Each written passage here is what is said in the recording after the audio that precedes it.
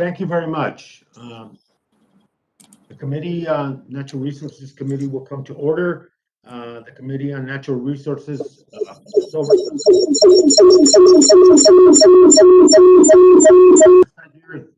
this oversight hearing is on Puerto Rico Electric Power Authority, a post-implementation of the LUMA transmission and distribution contract. And the committee is meeting today to receive testimony on the status of Puerto Rico's electrical infrastructure, including the privatization of the transmission and distribution system from PREPA to LUMA Energy and the transition toward renewable energy. Under Committee Rule 4F, any oral opening statements at hearing are limited to the chair and the ranking minority member or their designee. This will allow us to hear from our witnesses sooner and help members keep to their schedules. I therefore ask unanimous consent that all other members' opening statements be made part of the hearing record if they are submitted to the clerk by 5 p.m. today or at the close of the hearing, and whichever of those comes first. Hearing no objection, so ordered. Without objection, the chair will also declare a recess subject to the call of the chair. And also without objection, Representative Torres, Representative Ocasio-Cortez, Representative Price, and Representative Espaillat are authorized to question the witnesses at today's hearing. As described in the notice, statements, documents, or motion must be submitted to the electronic repository at hnrc.docs@mail.house.gov. Additionally, please note that with in-person meetings, members are responsible for their own microphones.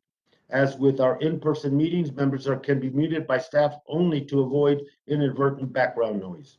Finally, members or witnesses experiencing technical problems should inform committee staff immediately. The chair now recognizes for their opening statement the vice ranking minority member for Insular Affairs for any statement that the member would like to make. Just so recognized. Thank you, Chairman. I want to thank you, Chairman and Ranking Member Westerman, for the opportunity to have this very timely hearing. I also want to recognize the witnesses who have responsibly come before us. The hearing is timely because over the summer, Puerto Rico has faced extreme instability of the power supply, with widespread prolonged power interruptions due to a near collapse of the generation fleet in hands of PREPA, the state-owned utility. As of last Sunday morning, only 38% of its nominally operational baseload and 42% of its speaker and backup capacities were available for dispatch. That means that altogether, running even with the backups is still nearly 1,000 megawatts short of estimated daily load. That is also almost the full capacity of the two base load private generators. So if we see that the whole system will barely meet demand, and any spike could bring it down. Plus, that is being done by keeping our units online and that are known to require repair or are past due, way past due for maintenance, creating a time bomb. Because of that, this is why much the all installed capacity is now unavailable. This also created a paradox that since it's increased costs on both PREPA and the distribution operator LUMA, it means consumers see the bills go up when they're not getting even electricity. 4 years after Hurricane Maria, 1 year since the obligation of over $10 billion in different funds, federal funds, to build back better grid, 3 months later, after a much proclaimed contract of transmission and distribution, this has ended people's patience. How long this is going to happen? LUMA and PREPA must answer that question. Explain what is happening, what is going to be done in short term and long term, and how are they preparing to build back better. The people of Puerto Rico want their power to be on today, not just thinking about the future, and the cost to stop rising, and accountability for what happens. Not just great plans about the future, the greatest plans that they're going to be installing. We want to see service improve. now. And if anyone is objectively failing, then take the needed steps to provide under the law and contracts to rectify that. It worries me if this hearing instead revolves around ideological position of blaming privatization itself. That will be based on a demand that contracts must be rejected just because they should be. And then we should take FEMA rebuilding funds and forbid them from being used for anything other than someone's favorite alternative. I think we should be more precise on this. We support having community renewables and distributed generation microgrids in Puerto Rico's recovery. And these are tools for resiliency as self-reliance itself. But again, renewable energy plan in Puerto Rico is already very ambitious, with goals of 50% by 2030, 100% by 2050. And now we just got 2% of renewables. If that is achievable under the current parameters, great. If not, we need to discuss now what are the necessary steps to get there. And in order to that for happening, we must first and foremost provide the people of Puerto Rico now an energy supply that is affordable for the consumer, reliable for both base loads and peak loads for the private sector as well. Our manufacturing industry is important and they cannot operate just with batteries. So resilient in case of a natural disaster or infrastructure mishap, and compliant with all environmental and public health requirements. We cannot do that if we exclude upfront resources like LNG, which I support, or if we rush plants closings that are already programmed to happen before the new grid is already ready. I hope this hearing provides better guidance to all of us in addressing these issues, in answering what's going to happen when the people of Puerto Rico are going to have power, and when PREPA is going to submit to FEMA all the necessary documents to get the federal funds that are available from last year. With that, Mr. Chairman, I thank you and I yield back. Gentlelady yields back. Thank you. And the full committee ranking member, Mr. Westerman, do you wish to make a statement?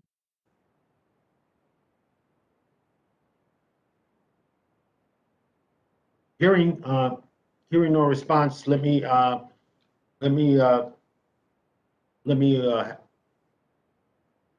say my opening statement.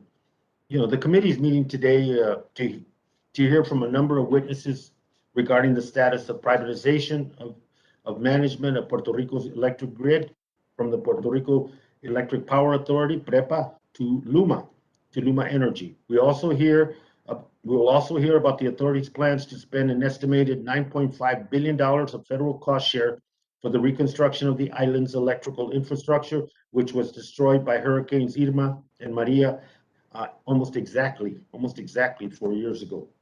This hearing is indeed timely, as Representative Gonzalez Colon mentioned and said in her statement, in part because of the recent changes that have taken place at PREPA, with the resignation of PREPA board chair as well as the utilities executive director.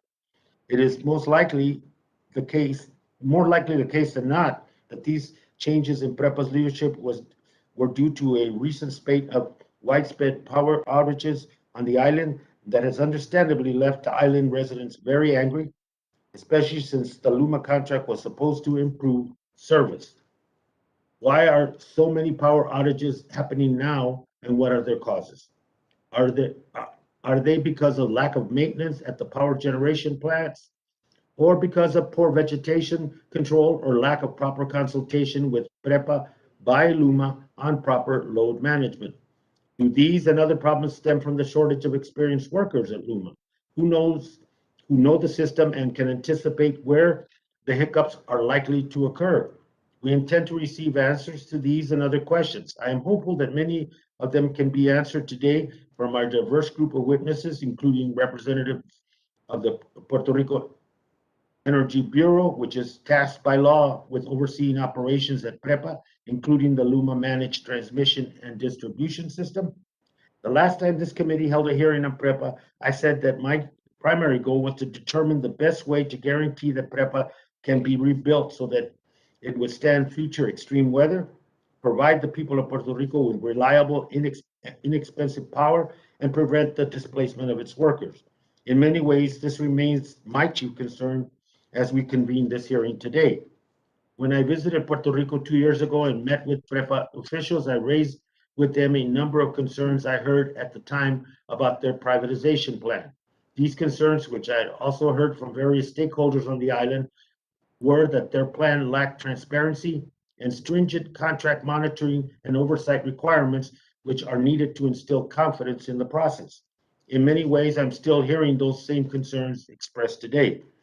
Finally, I must repeat my many calls as echoed by the PREPA Integrated Resource Plan and Act 17 for renewables to quickly become the energy source for the island so that the cost of producing power and its reliability can be reduced for the ratepayers.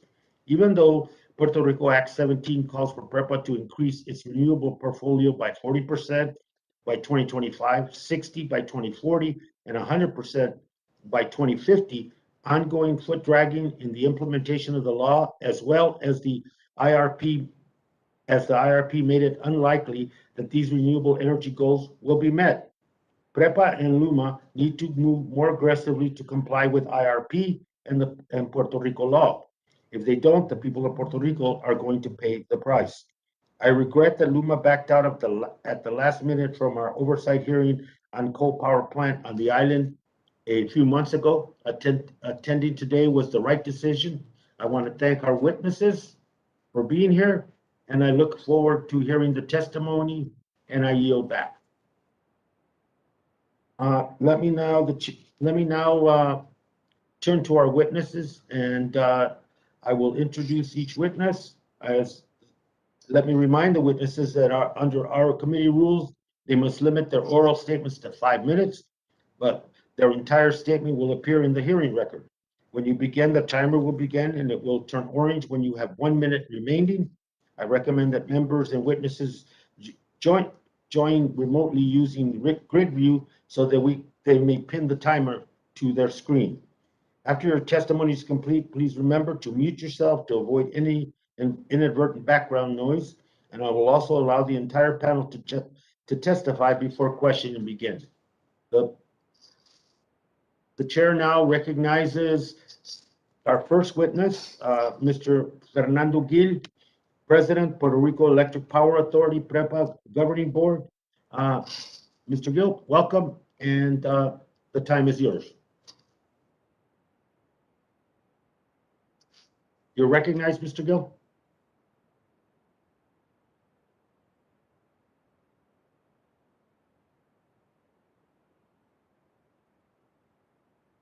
Internally, nonetheless, it's like we're not seeing it on the screen right now, but nonetheless, I will continue with my or start my statement as soon as you confirm me that or.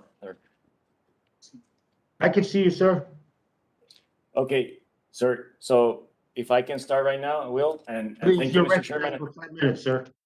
Okay, thank you. Good afternoon, Chairman Grijalva, Ranking Member Westerman, and member of the committee, and to our resident Commissioner, Congresswoman Gonzalez.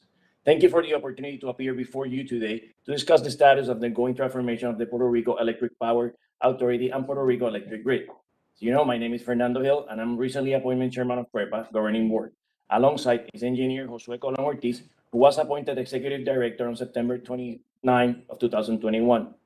PREPA continues to face difficult challenges, nonetheless is undergoing a fundamental transformation as required by Puerto Rico law, conducting the most ambitious program to procure renewable resources currently being pursued anywhere in the United States.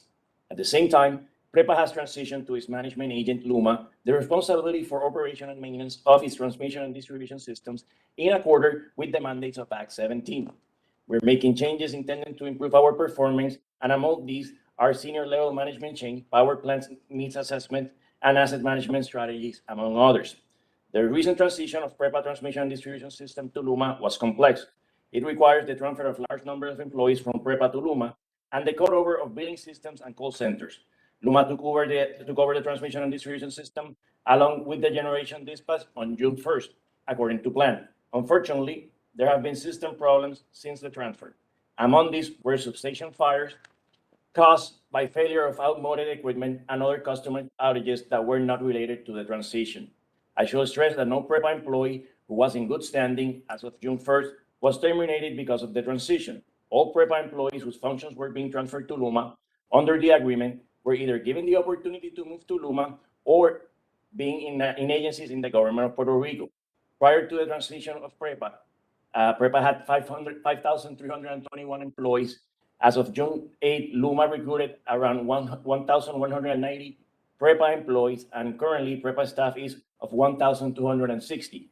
PREPA generation fleet, as you know, is old, outmoded, inefficient, and expensive to run. Under PREPA approved integrated resource plan, most of the fleet will be retired over the next 10 years as we transition to renewable generation and energy storage per public policy mandate.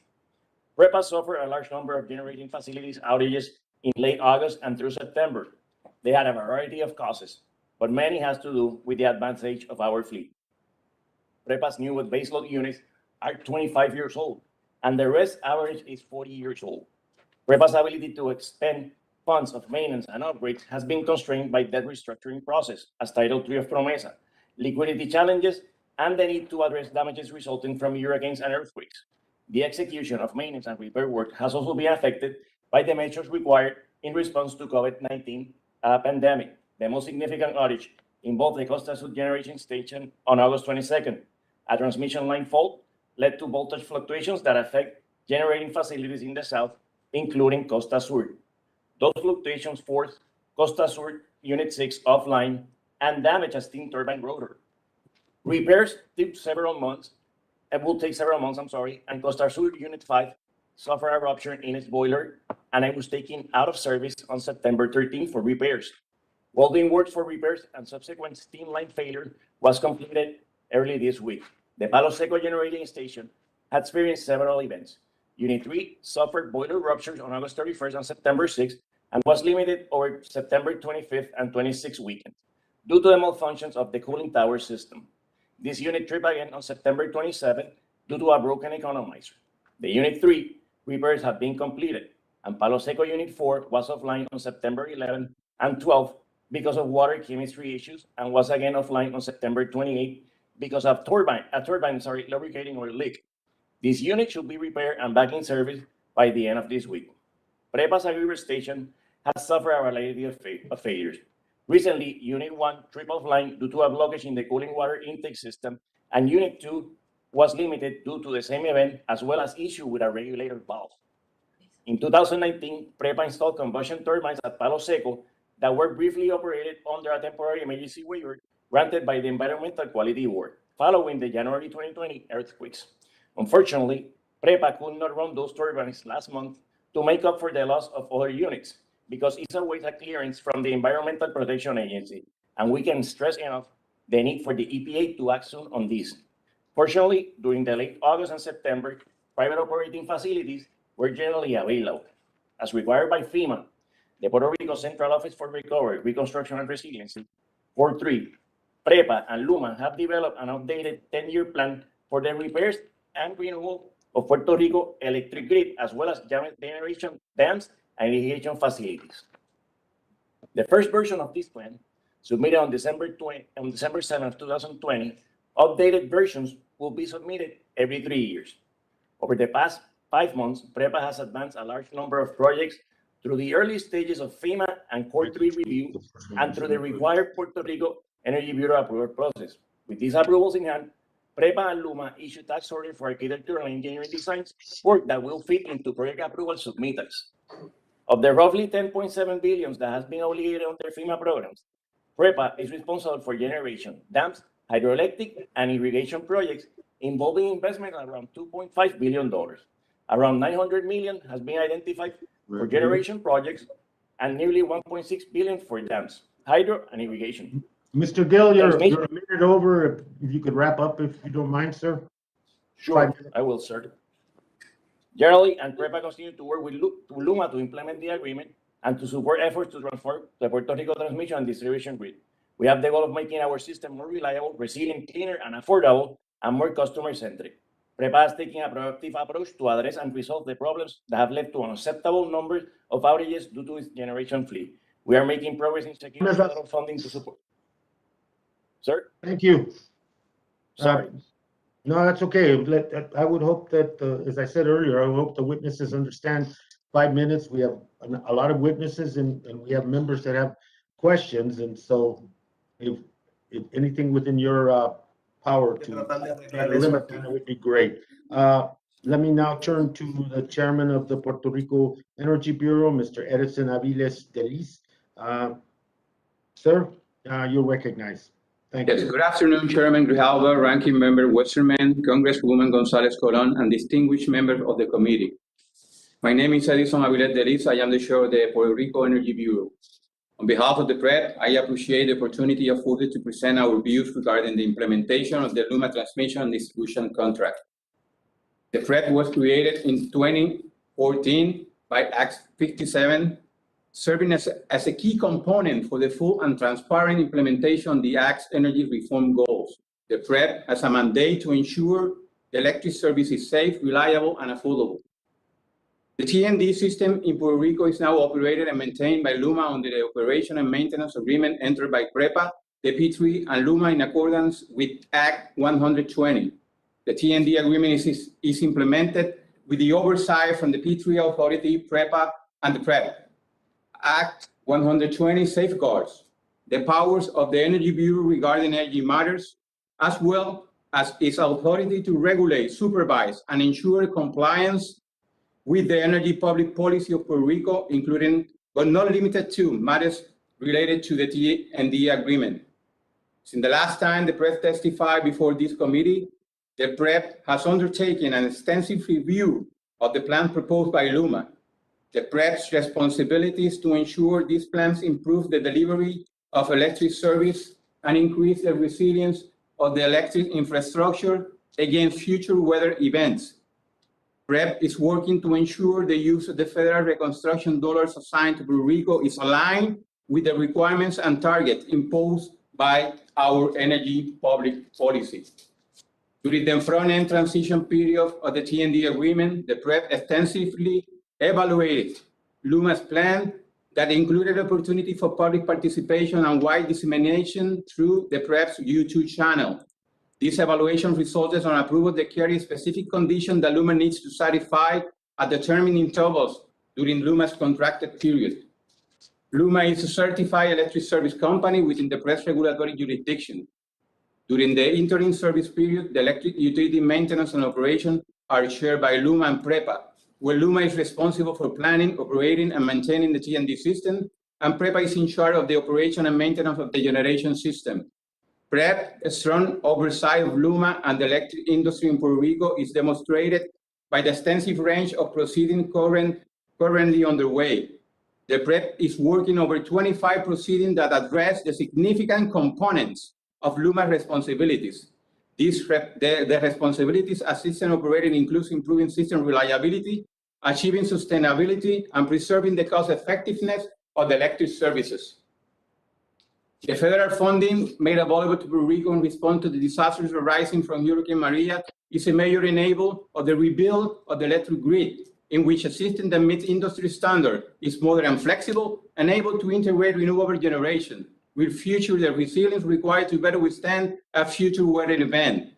The PREP has already evaluated and approved around 250 electric system reconstruction projects that amount to $8.29 billion. Any permanent work proposed for the electric infrastructure needs approval from the PREP before it can move forward to the recipient of the federal funding.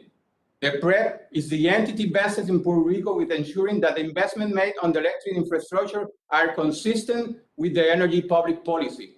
In addition, to ensure that adequate controls are in place for the efficient use of public funds, the PREP is currently evaluating LUMA's procurement processes. I am pleased to represent before you here today the public interest of the people to the legal mandate bestowed upon the PREP to provide a strong leadership and oversight of the recovery and modernization of the Puerto Rico electric grid. I look forward to your question and remain committed to continue building up the working relationship with the committee for the benefit of Puerto Rico. Thank you. Thank you. Thank you very much, sir. And let me now turn to President and Chief Executive Officer, LUMA Energy, Puerto Rico, Mr. Wayne Stensby. Sir, you're recognized. Thank you. Thank you very much. Dear Chairman Grijalva, Ranking Member Westerman, Resident Commissioner Gonzalez Colon, and committee members. Thank you for the opportunity to share LUMA Energy's perspective as we stand here barely 4 months into this historic public-private partnership for the operation of the transmission and distribution system of Puerto Rico. This partnership is indeed a critical step in the overall transformation of the electric system, but by no means is it the only step. When we first began this operations in June, we knew that it would, how difficult and what an important task we faced. Change is hard and change will inevitably take time, but change is the reason that we are here today. The people of Puerto Rico have been demanding it for years. The responsibility that comes with providing electricity to customers is a serious one, and we do not take it lightly. As this committee knows well, the Puerto Rico electric system is arguably the worst in the United States and has been for a very long time, even prior to the devastating hurricanes of 2017. In order to move forward, we are focusing on creating change of the physical infrastructure, but also of business processes and the creation of our very own company culture. I would like to start by stating how proud I am of the team here at LUMA. Today, we are more than 3,000 employees strong, and many of those were hired from PREPA. They embraced the change that they knew was needed. Those that did join LUMA did so under extraordinary circumstances. In many cases, defying their friends, facing threats from those claiming to share their interests, and even being the targets of terrible and unspeakable acts of vandalism and intimidation. They did, however, get to work on June the 1st, and immediately they faced significant adversity again. First, access to equipment, tools, fleet, and roads, as well as warehouses to restore electricity were so limited that it was only able to be remediated through a court-ordered restraining order. Within our first 2 weeks of operation, LUMA and its customers faced targeted denial of service attacks, disrupting information, and then, unfortunately, a fire at the Montecilla substation, disrupting service to approximately 800,000 customers. Thanks to the heroic efforts of the LUMA team, nearly all of those customers were restored within 24 hours, which is an unprecedented response here in Puerto Rico. Our team continues to grow, and today we've received more than 100,000 job applications from all across Puerto Rico, a strong endorsement of our mission. As part of our continued efforts to build a modern, world-class workforce, we've recently come to terms on a collective bargaining agreement with the International Brotherhood of Electric Workers, or IBW, who has recently amalgamated with one of the larger PREPA legacy unions. This represents the first newly negotiated agreement for labor at the electric utility in over a decade.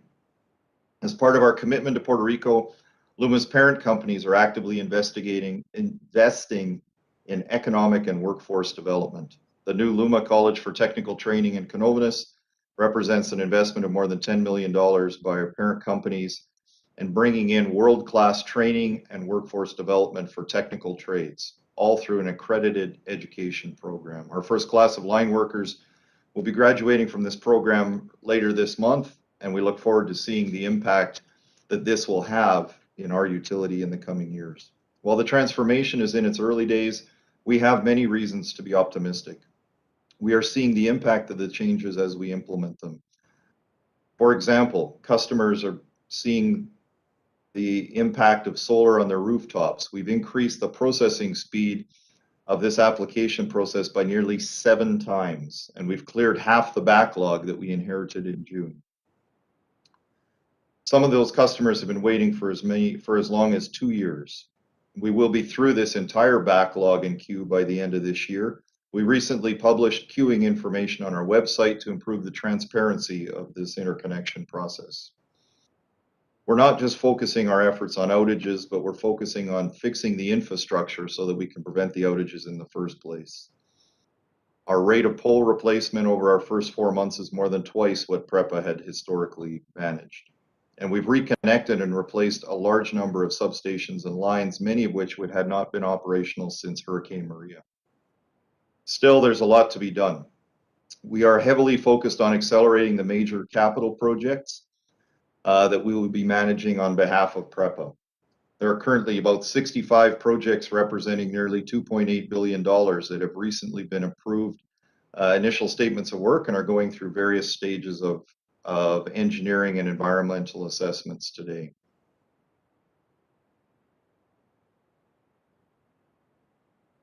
Many of these projects require close collaboration with PREPA as a subgrantee, as well as Core 3, FEMA, and also experts from the Department of Energy and national labs to ensure that they're compliant and it's a prudent use of federal funds.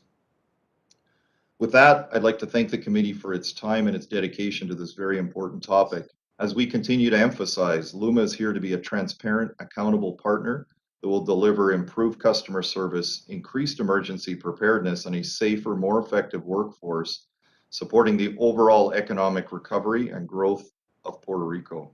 We have just begun, and we remain committed to playing our role in transforming the electric system. Thank you very much, gentlemen. Yields, and appreciate your testimony. Let me now invite the Executive Director of the Puerto Rico Public-Private Partnership Authority, P3A, Mr. Fermin Fontanes. Sir, you're recognized.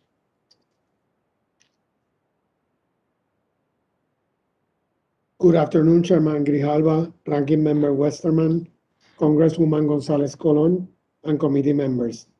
Thank you for the opportunity to appear before you. My name is Fermin Fontanes, and I am the Executive Director of the Puerto Rico Public-Private Partnerships Authority, an entity created pursuant to Act 29 and the government entity charged with transforming Puerto Rico's electric system by securing private sector partners to improve power generation, transmission, and distribution for Puerto Rico. The P3 Authority is leading the efforts towards the transformation and recently oversaw the process that resulted in the transfer of operations of the Puerto Rico Electric Power Authority's transmission and distribution system to LUMA. Under the agreement, LUMA will operate, maintain, and modernize Puerto Rico's transmission and distribution system for a 15-year term. My testimony today will cover the following topics: the delineation of responsibilities within the government agencies, the P3 Authority's role as a party to the agreement, and the next steps in the transformation of Puerto Rico's electrical system. Responsibility under the agreement are as follows. The P3 Authority is charged with overseeing the operators and PREPA's compliance with the terms of the agreement. The Energy Bureau is responsible for regulating, overseeing, and ensuring the operators' compliance with applicable law and public policy. The Energy Bureau oversees all operational and technical aspects of LUMA's performance. PREPA remains the owner of the system and cooperates with the operator and the P3A so that it can perform its obligations under the agreement. As the government agency responsible for overseeing the implementation of all public-private partnerships, the P3 Authority is committed to the success of the project and fully focused on exercising its contractual oversight functions. During the transition period, the P3 Authority played a pivotal role in ensuring that the operator was able to begin operating the system within the agreed timeframe. The P3 Authority was responsible for assisting in reviewing and/or approving plans, manuals, and budgets submitted by the operator. Throughout the term of the agreement, the P3 Authority is charged with reviewing and approving annual budgets, as well as the incentive fee, and exercising oversight in relation to the operator's compliance with budgets, its obligations under the agreement. In order to ensure that the P3 Authority is able to properly execute its mandate, the operator is required to deliver monthly reports to the P3 Authority. As part of its oversight functions, the P3 Authority also reviews the operator's performance metrics filed on a quarterly basis with the Energy Bureau. LUMA's first metrics report includes data collected by the operator for the first 3 months since it commenced operations. In the 4 months since LUMA began performance under the agreement, outages continue to be a problem and in some cases appear to have worsened. However, during each outage, the P3 Authority has been in constant communication with LUMA and PREPA, leading to better alignment and delineation of corrective actions. The next step in the transformation is the procurement of one or more private operators to assume the operation and maintenance functions of Puerto Rico legacy electrical generation facilities. LUMA and the selected operators will be legally bound to comply with applicable law, including the mandates of Act 17 for the integration of renewable energy. Puerto Rico's electrical system transformation will not be accomplished in the span of 4 months. However, with the government's oversight, we are confident that the operator will be able to achieve our goals. Transforming Puerto Rico's electric system is a process that will take time and effort. It is true that the outages continue to affect the residents of Puerto Rico, but we must not continue to come up with temporary solutions to a permanent problem. The government of Puerto Rico remains confident that the agreement is key to Puerto Rico's transition to a modern, affordable, resilient, and reliable system that will serve as a driver of economic recovery and growth. Thank you. Thank you, Mr. Chairman. Thank you very much, sir. And let me now ask the Executive Director of the Central Office of Recovery, Reconstruction, and Resiliency, Mr. Manuel Lavoy, for your comments, sir. Thank you. In the interest of time, if I may, I will skip several paragraphs of my written testimony. Dear Chairman Grijalva, Ranking Member Westerman, and Congresswoman Gonzalez, and members of Congress. In Puerto Rico, the devastation caused by Hurricanes Irma and Maria paved the way for historic obligation of federal funds for the Public Assistance Program of the Federal Emergency Management Agency, FEMA, including approximately $10.5 billion destined for permanent reconstruction works related to the Puerto Rico Electrical Power Authority, PREPA. We expect a significant amount of funds from public assistance hazard mitigation measures and FEMA's hazard mitigation grants program, total allocation of $4 billion in federal funding for mitigation measures related to Hurricane Maria, of which about $1 billion are expected to be assigned for PREPA projects. As related to FEMA PA and hazard mitigation funding for Hurricane Maria, it is very important to point out that non-federal cost share requirements will be covered by CDBG-DR or CDBG-MIT. To manage this enormous sum of federal monies and ensure not only adequate project execution, but full transparency, accountability, and compliance with applicable laws and regulations, the government of Puerto Rico created the Central Office for Recovery, Reconstruction, and Resiliency, CORE 3, which in turn acts as the recipient of FEMA PA and hazard mitigation monies. Furthermore, CORE 3 Executive Director also serves as the governor's authorized representative. Accordingly, after the occurrence of a major disaster and subsequent presidential declaration, FEMA awards PA and/or hazard mitigation force to CORE 3 as recipient, while CORE 3 enters into sub-award agreements with subrecipients and serves as pass-through entity to provide funding to carry out part of the PA or hazard mitigation activities. As recipient, CORE 3 is also responsible for providing technical assistance and ensuring that subrecipient activities are carried out in full compliance with FEMA and other federal, state, local requirements. On the other hand, subrecipients are responsible for actual procurement and project execution pursuant to applicable federal, state, and local regulations, which in most cases mandate a full and open competition process. The fact that LUMA is an agent of PREPA for disaster recovery has required for everyone involved to familiarize with the basic terms of this transaction, the O&M contract. The qualified O&M agreement, where PREPA's transmission and distribution and other assets remain their own, is something that was consulted with FEMA and carefully carved as part of the P3 procurement and contracting process, inasmuch they had to remain as PREPA assets for purposes of receiving the above-mentioned disaster recovery funding. Thus, PREPA remains the applicant and subrecipient of federal funds before FEMA and CORE 3. At this point, we are immersed on what is known as the post-award process, which requires individual project obligation before moving forward with actual construction work. To comply with FEMA policies for PA projects obligated under what is known as the FEMA Accelerated Award Strategy, or FAST, LUMA and PREPA file a joint 90-day work plan, which covers project execution for such period, and the work plan must be updated and filed every 90 days before FEMA and CORE 3, and all relevant parties frequently meet to discuss and resolve pending issues. Although the FAST $10.5 billion obligation for PREPA occurred on September 24, 2020, the reality is that it only represents a fixed PREPA reconstruction work budget to set amount. Currently, only funds for architecture and engineering design services are authorized to be utilized for purposes of submitting scopes of work for FEMA review and approval. The aforementioned amount does not consider what could potentially be millions of dollars in additional funding for hazard mitigation measures as allowed by the PA program under the Stafford Act.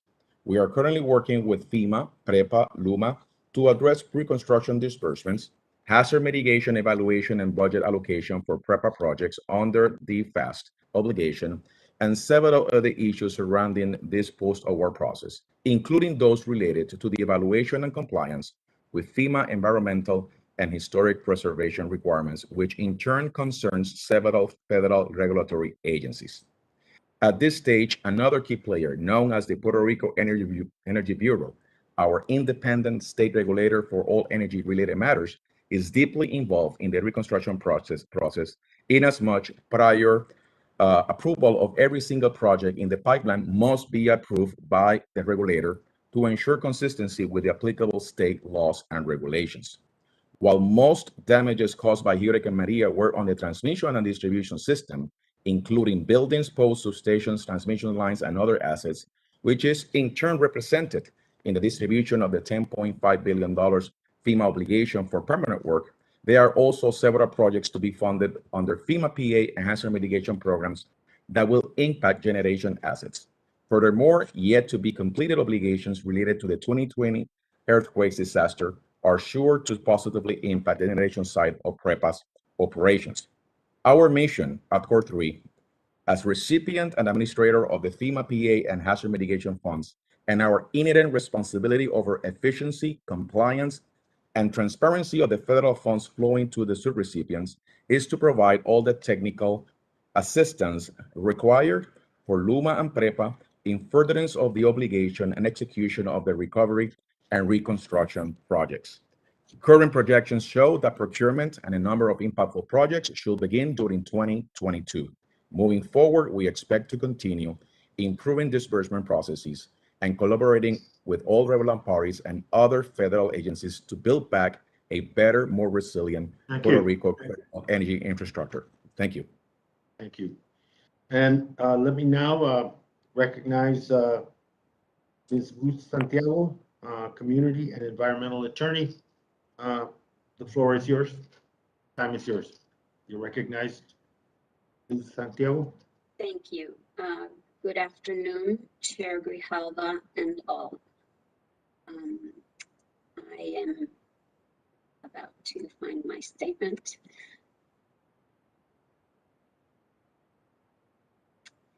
Okay, so sorry about this.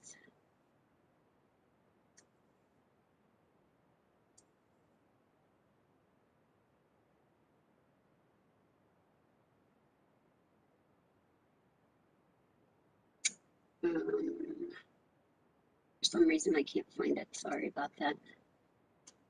Would you like us to go to another witness and come back to you? Sure, that would be great. Thank you. Thank you.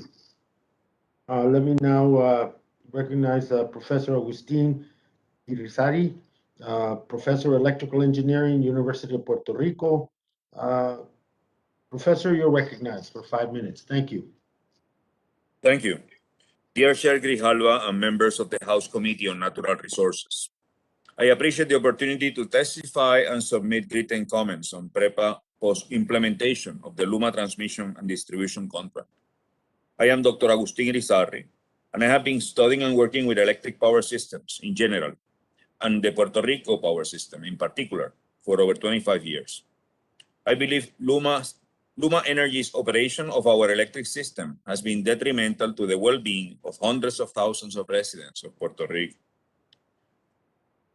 I will join Ruth Santiago's message to this committee to urge the federal government to earmark the FEMA funds allocated for the Puerto Rico electric system to be used for rooftop solar and battery systems and energy efficiency programs that will provide resilient electric service, sustainability, and economic benefits to the residents of Puerto Rico, as shown by many studies.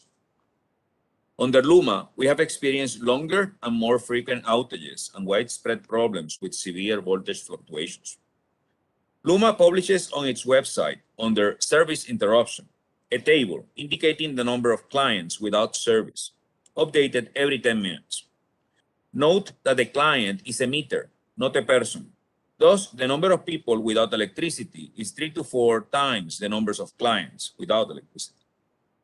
After processing the data, we estimate that the average number of clients without service at any moment during September 2021 was 4,943. This estimate does not include load shed days or outliers. The almost 5,000 average clients without service is 2 to 3 times worse than it was during 2012-2014, when I was an elected member of PREPA's governing board.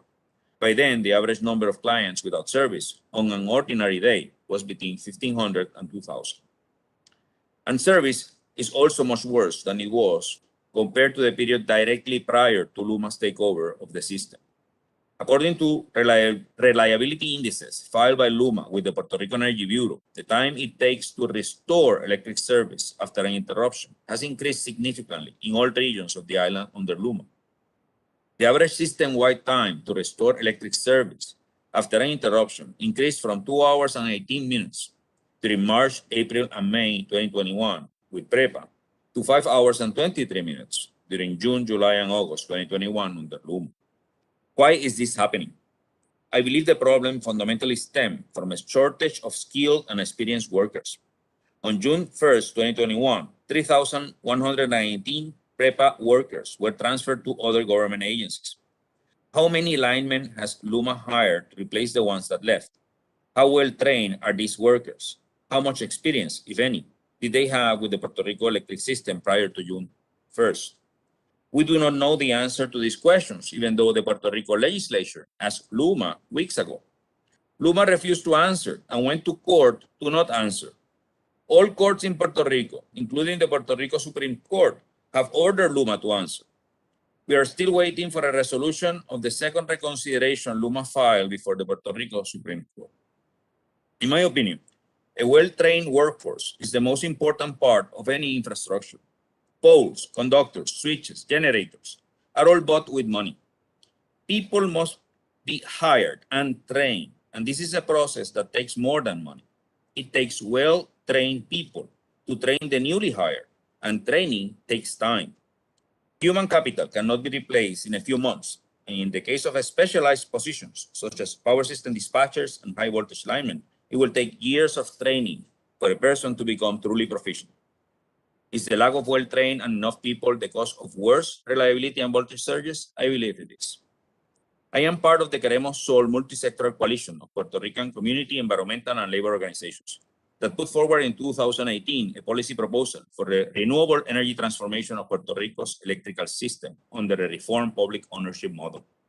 The proposal emphasized efficiency and distributed renewable electric energy, particularly rooftop solar and behind-the-meter storage, as a strategy to provide resilience to households to reduce the impact on agricultural and ecological valuable lands from utility-scale renewable energy projects, and to reduce the island dependence on imported fossil fuels and extensive transmission systems.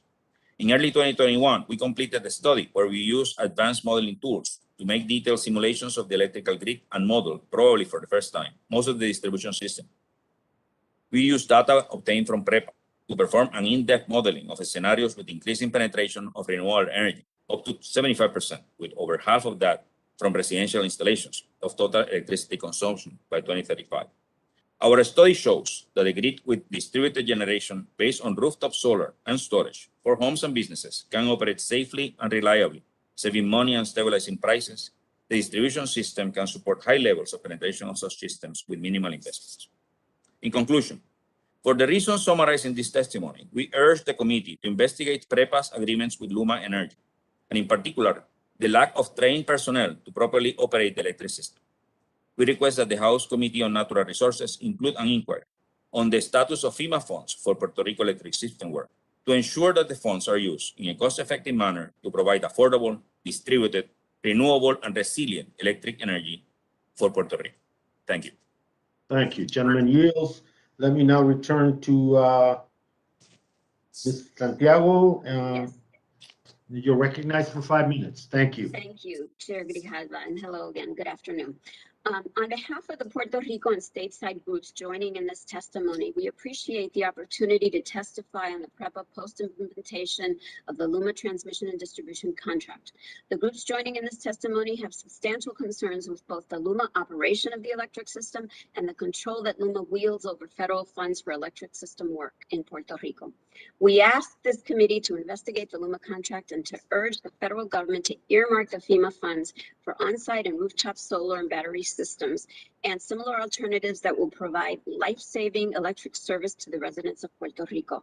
Multiple studies have shown the viability, reliability, and economic benefits of rooftop solar and storage. The government of Puerto Rico has $9.6 billion allocated by FEMA at its disposal to solve the current energy crisis. By deploying rooftop solar and storage, the federal government must ensure that taxpayer funds are invested in accordance with federal laws and policies that promote cost effectiveness, tackling the climate crisis, and centering environmental justice. Solar energy deployment in Puerto Rico is expected to create nearly 20,000 jobs by 2030. Since LUMA took over operation of the system, Puerto Rico has suffered constant power outages, destructive voltage fluctuations, fires caused by electric malfunctions, where hundreds of thousands of residents and businesses have been deprived of electric service for extended periods of time. People are now referring to the constant outages as Hurricane LUMA. Lately, LUMA has alleged that the outages are attributable to lack of generation from PREPA plants. LUMA's numbers do not add up, and I invite you to look at the specific numbers in my written testimony. The documented evidence disproves LUMA's excuses. The Emergency Management KPI dashboard report shows that Puerto Rico has hundreds of megawatts of available capacity above maximum demand.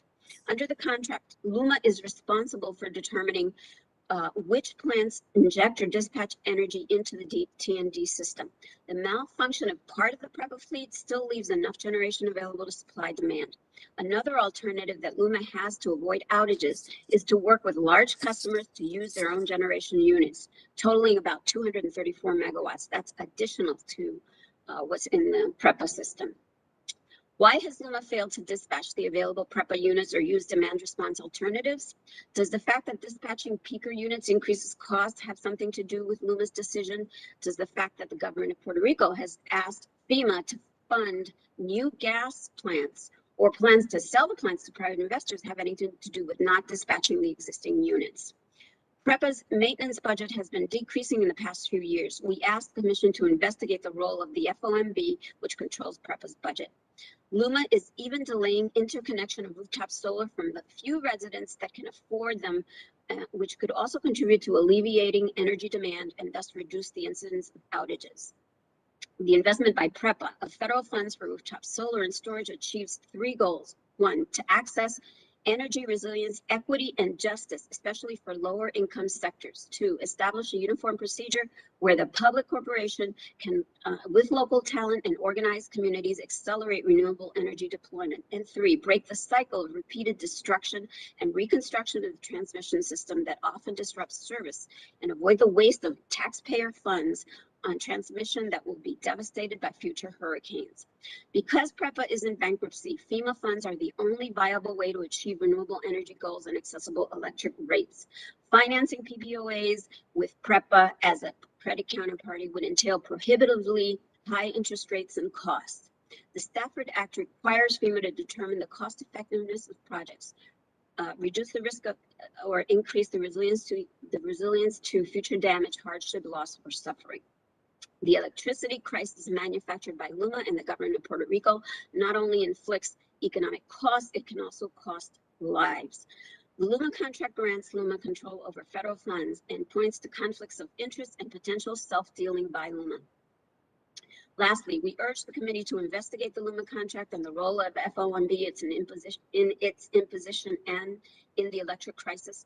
We ask this committee to urge the federal government to earmark FEMA funds for on-site and rooftop solar and battery systems and similar alternatives that will provide life-saving electric service and include an inquiry on the proposed use of FEMA funds to ensure that they're invested in a cost-effective manner to provide affordable, renewable, reliable, and resilient electric energy.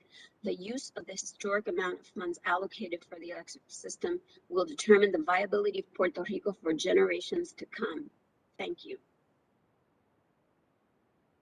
Thank you very much, and let me thank the witnesses for their valuable testimony.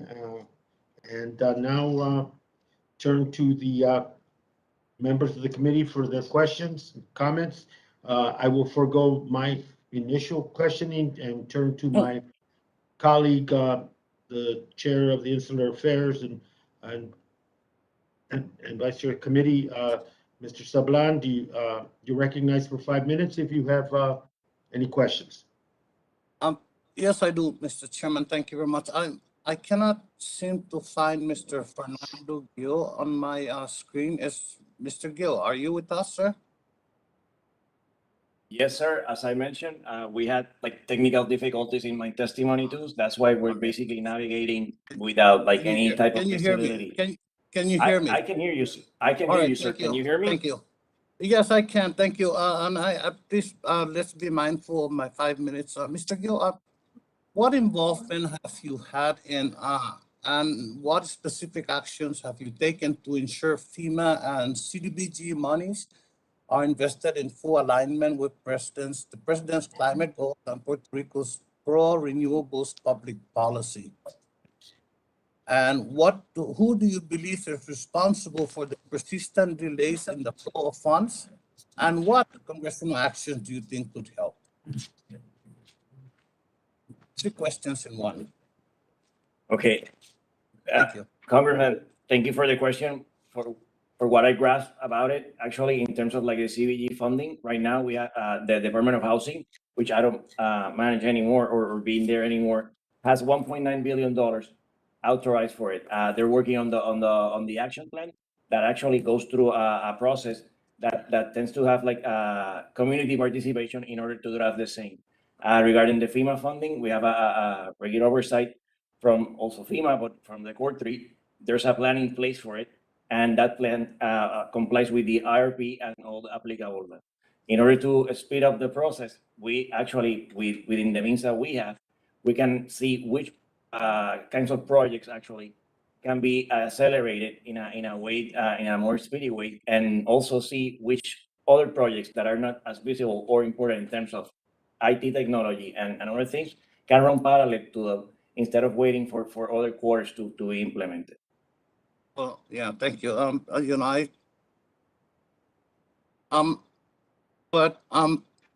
there has been, from what I've heard from testimonies, there has been persistent delays in the flows of funds. So who do you believe is responsible for these delays? Oh, sir, actually the delay is crystal clear, and it was basically put out there by the Office of Inspector General of HUD, and where basically it's determined that the HUD administration may, more than probably than not, back in the last administration, withhold funds, and obviously from that time of having all the action plans approved till the signature of that grant agreement that basically give you the ability to execute all the programs, more than 300 days went by, and you know that's unacceptable, because then what happened was it takes you out from the planning process and then gives you sort of like keeps you on a navigating on a sea, like on dark sea, in that sense that you cannot see what's going to happen because you're not aware or you're not secure that funding is secure there. So being that, I know that this administration, makes like great. So it's HUD has been responsible for the delay of the funds, in your opinion? Well, in the delay of the fund, it was actually, there was 1.9 that it was appropriated back in the supplemental of 2018.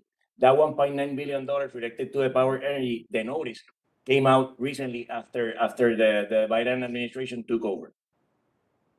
Yeah, thank you. Chairman, I have other questions I'll submit for the record. Thank you. Thank you, Mr. Sablan. Let me now turn to the gentlelady from Puerto Rico, Ms. Gonzalez Colon. You have 5 minutes. Thank you. Thank you, Mr. Chairman. I I know this is a good panel. We got many people here, and with the situation on the island that today you have power, maybe tomorrow you will not. I think there are several questions that need to be answered. The first, and I'll submit some questions for the record as well. But I think we are hearing here about, I see three major issues. The first one, how good is our infrastructure right now? It's going to handle any hurricane, can handle any other situation. The second one, how reliable that could be, knowing that there's a goal of 2050 to have 100% renewables, but then Puerto Rico right now just got 2% of renewables happening. And I know some of the witnesses established their goal or their aspiration to have federal money be earmarked for renewable communities in terms of establish that kind of reliable service. But my concern here is this is not just using batteries or solar panels. We're talking about industry. We're talking about commercial, residential. Are we ready to move completely to renewables today without having the proper backups in terms of completing, satisfying the demand? I think we should be working to do both ends in terms of looking to the renewable integration that should be achieved, but at the same time, allowing stable energy on the island, certainty in terms of the energy that is provided for not just communities, but the industry itself. So my question will be to PREPA. It could be answered both to chairman of the board or to the current CEO of PREPA, Engineer Colon. And the first one will be in terms of the grid itself. Is in a condition to handle the lot of PREPA's generation? And second, how resistant is the infrastructure today to handle a hurricane? And I will love if you can go directly to the point and be mindful of the time. Mr. Colon will answer that question since it's a technical one. Thank you, Madam Congresswoman. My name is Josue Colon. I'm the new appointed CEO for PREPA. And my answer for your question is that the system, the generation system of Puerto Rico, as today, is not as reliable as it should be. As you should know, we were handling many outages and load shedding in the past 2 months. Right now, we are handling better the load that the system is carrying out, but in general, our system is still fragile, and we are trying with the resources that we have to improve what the fleet that we have day by day. Question. How much integration of renewables can be really achieved by 2025? I know the law mandates it, so I would like to know if it's possible, and with the resource that you have and the current situation, that is real, that you can have to 2025 or even to 2050, the complete goal of renewables. Okay, I'll handle that question based on the RFPs that we're running, Congresswoman Gonzalez, and basically there's a total of 37 or 3,750 megawatts that are being basically programmed for it, and we're running RFPs for it. Like already, the first RFPs out is for 1,000 mega with 500 of batteries power also, and there's like other trenches that are coming out for 500 megawatts and 250 megawatts for storage capacity within 6 months of difference. So basically before 2025, I'm sorry, we're trying to achieve that goal.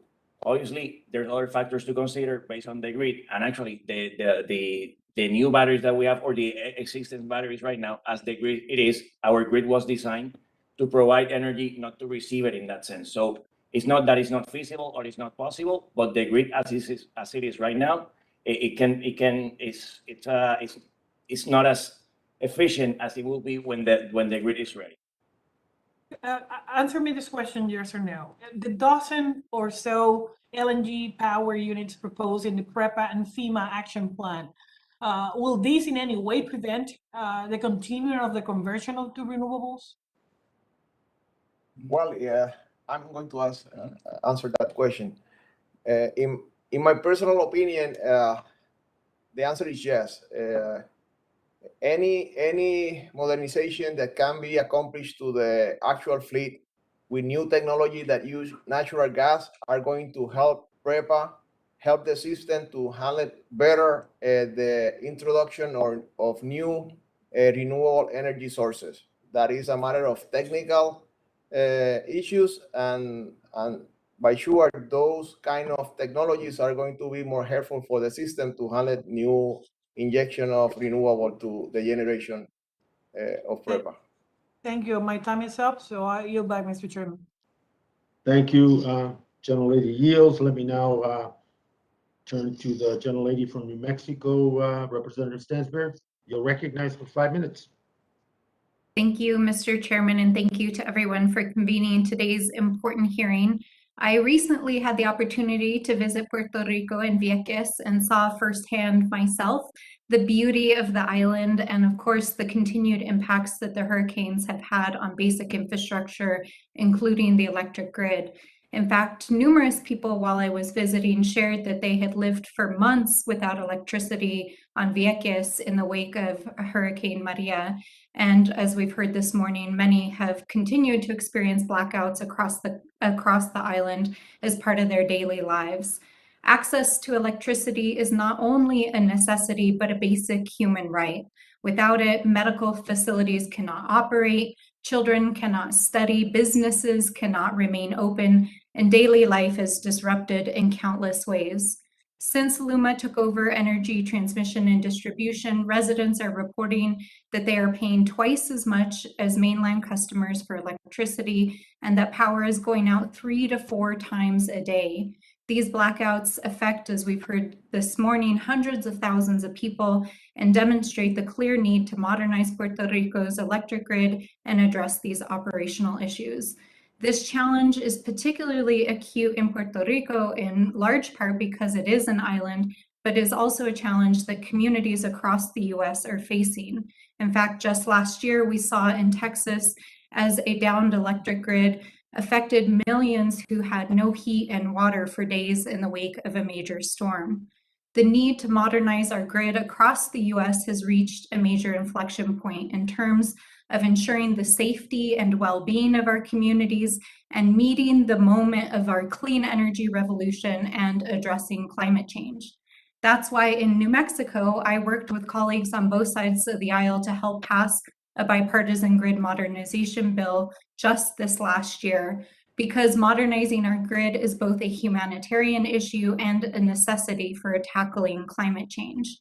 The people of Puerto Rico, as has been discussed, recognize the importance of this transition and the need for renewables. But unfortunately, in February of this year, 16 commercial solar projects that would have generated 593 megawatts of electricity were rejected, leaving the island dependent on a coal-fired power plant and non-renewable resources. The transition to renewables and modernization of the grid are crucial to the residents of the island and also to climate action across the country and the planet.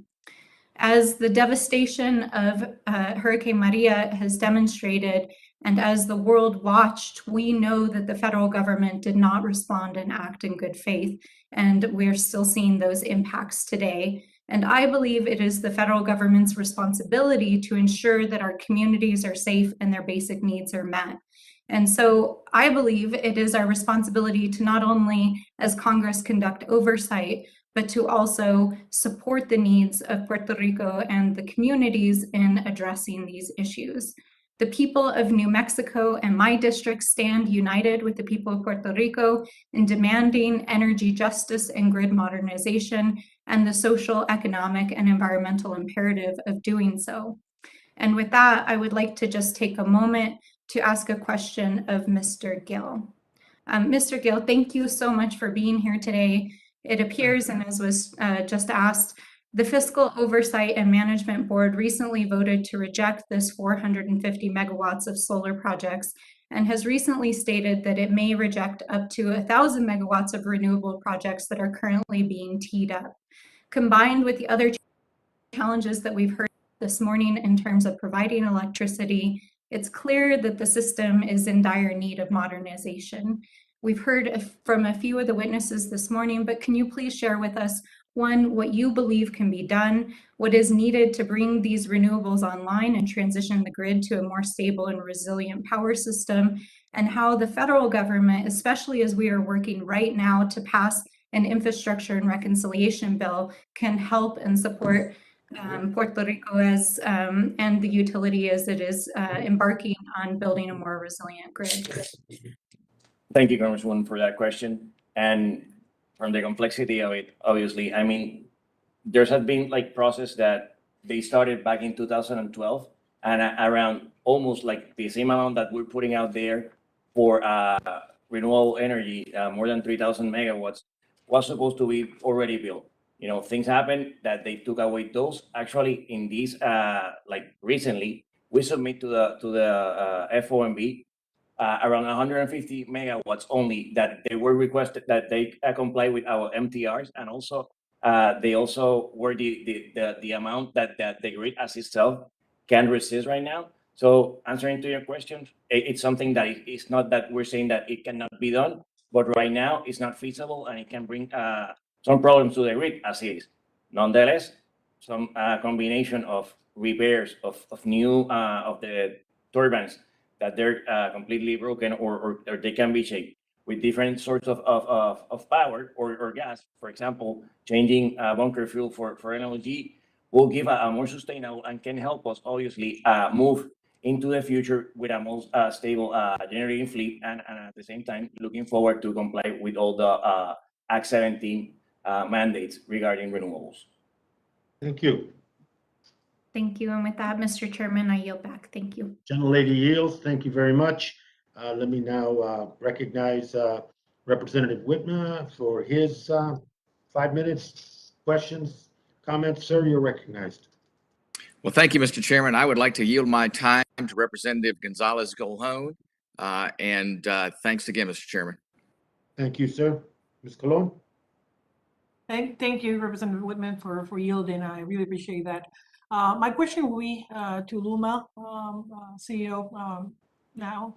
And the question, and I want to say thank you to most of the panelists that are witnesses that are here today. We did a roundtable 2 weeks ago with stakeholders, just to know where is the status of all the federal funds that are being allocated to the island. We're talking about $9.6 billion that were approved by Congress in 2018 and 2019 for the reconstruction of the power grid on the island and some generation maintenance.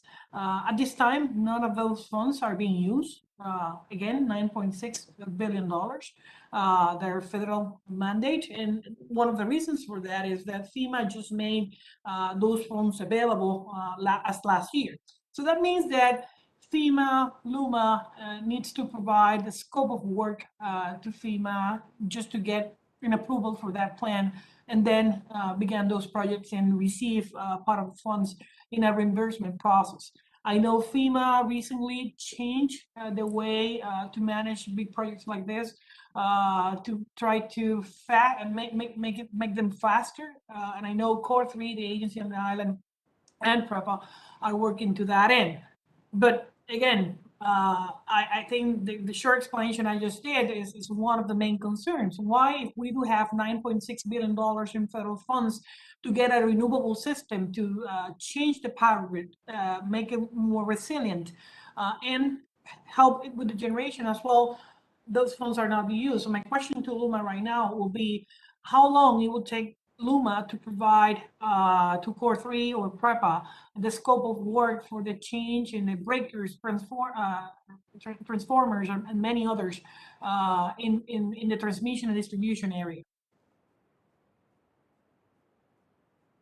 Thank you very much, Commissioner, and appreciate the opportunity again. And I do want to say that grid modernization is exactly a fundamental element of what LUMA is here to do.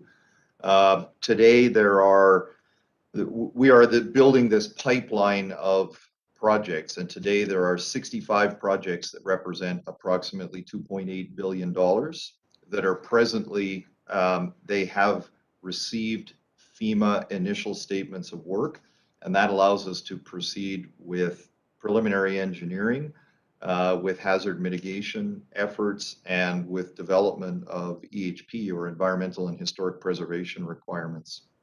Those 65 projects consist of approximately 23 transmission projects, 23 distribution projects, and 15 substations.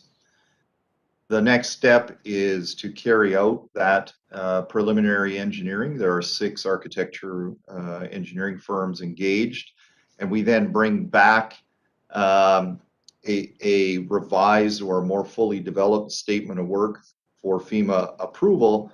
Once we receive FEMA approval, we then move into detailed engineering and procurement and eventual construction. We're optimistic that the leading projects, so those projects that are most advanced, are able to be out in the marketplace for construction contracts into 2022, and we're optimistic that we'll be able to put a shovel in the ground in the second quarter of 2022. I think it's vitally important that we start priming the pump, if you like. There are many other projects behind that have received PREPA approval, and as I say, this is a large pipeline of work. But I think it's critical that those first projects start.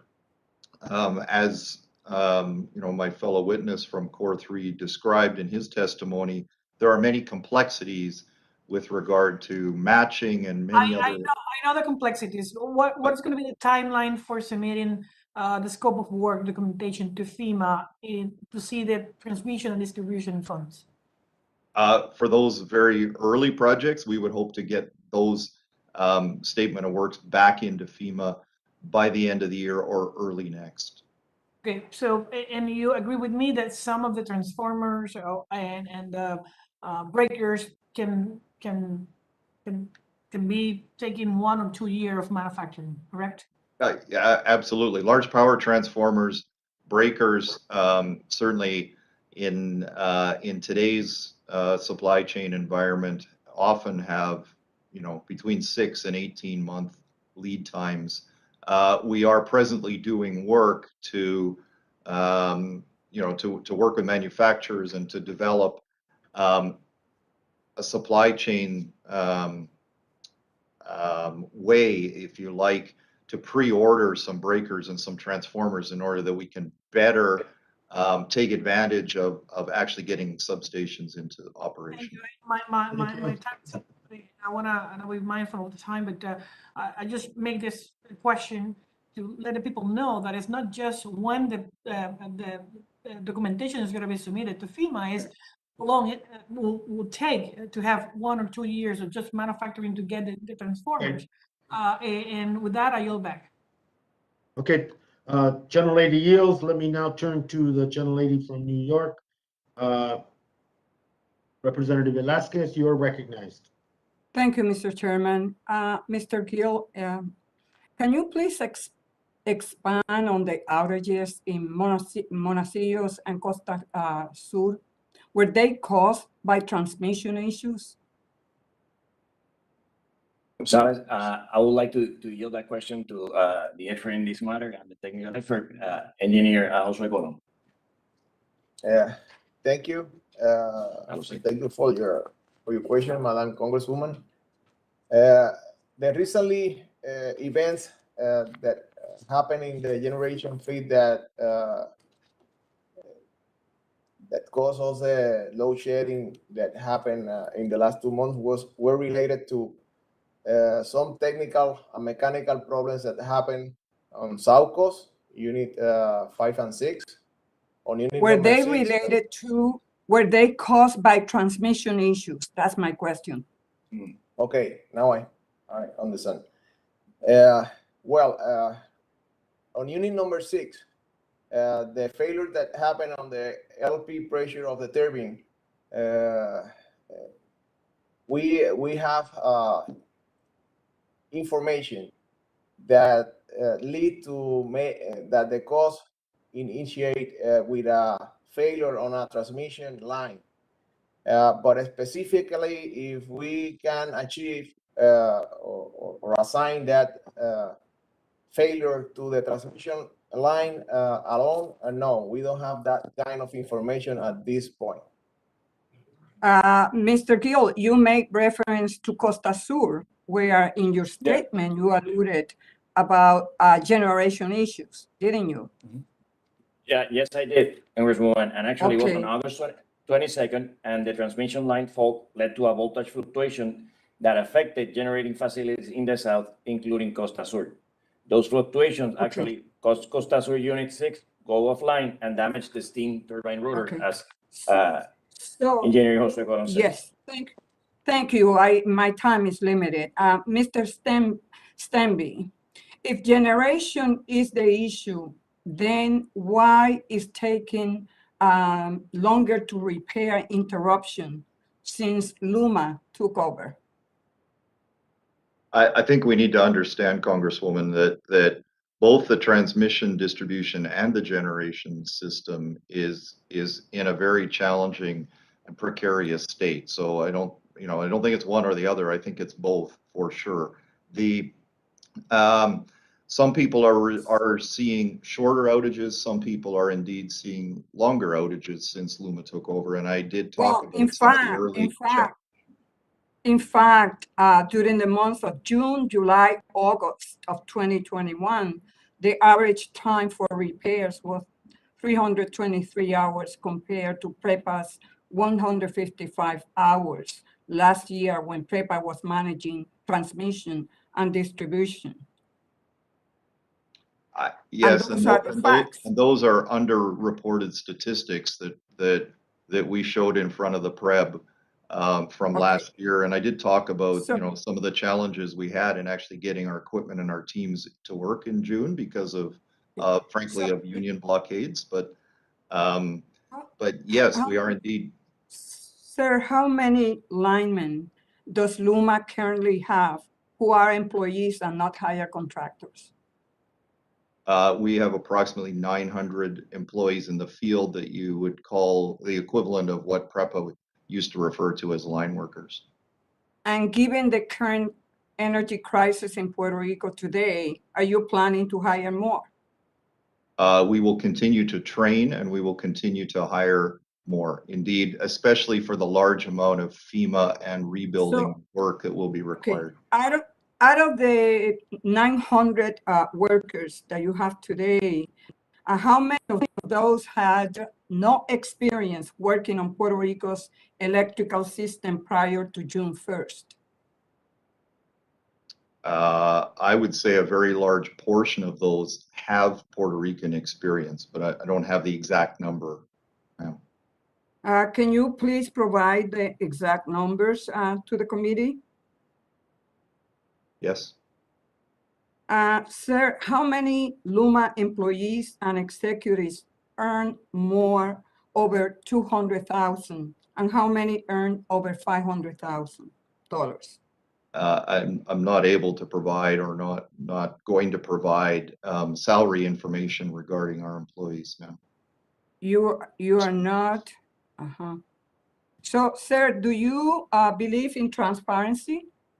I completely do, which is why we were posting customer outages when PREPA did So not. why do you refuse to this day to comply with the request from the Puerto Rican legislature, whose responsibility is to enact public policy based on what is working and what is not? And if they don't have that information, how do you think the Puerto Rican government could exercise oversight? There's substantial oversight under our contract. It follows Act 120, both from the PREB, from the P3 authority, and from PREPA, and LUMA is in complete compliance with that oversight and all of those laws. Thank you. I yield back, Mr. Chairman. And lady yields. Let me now invite Ms. Representative Gomer. You have 5 minutes. Sir, you're recognized. Thank you, Mr. Chairman, and appreciate the witnesses being here today.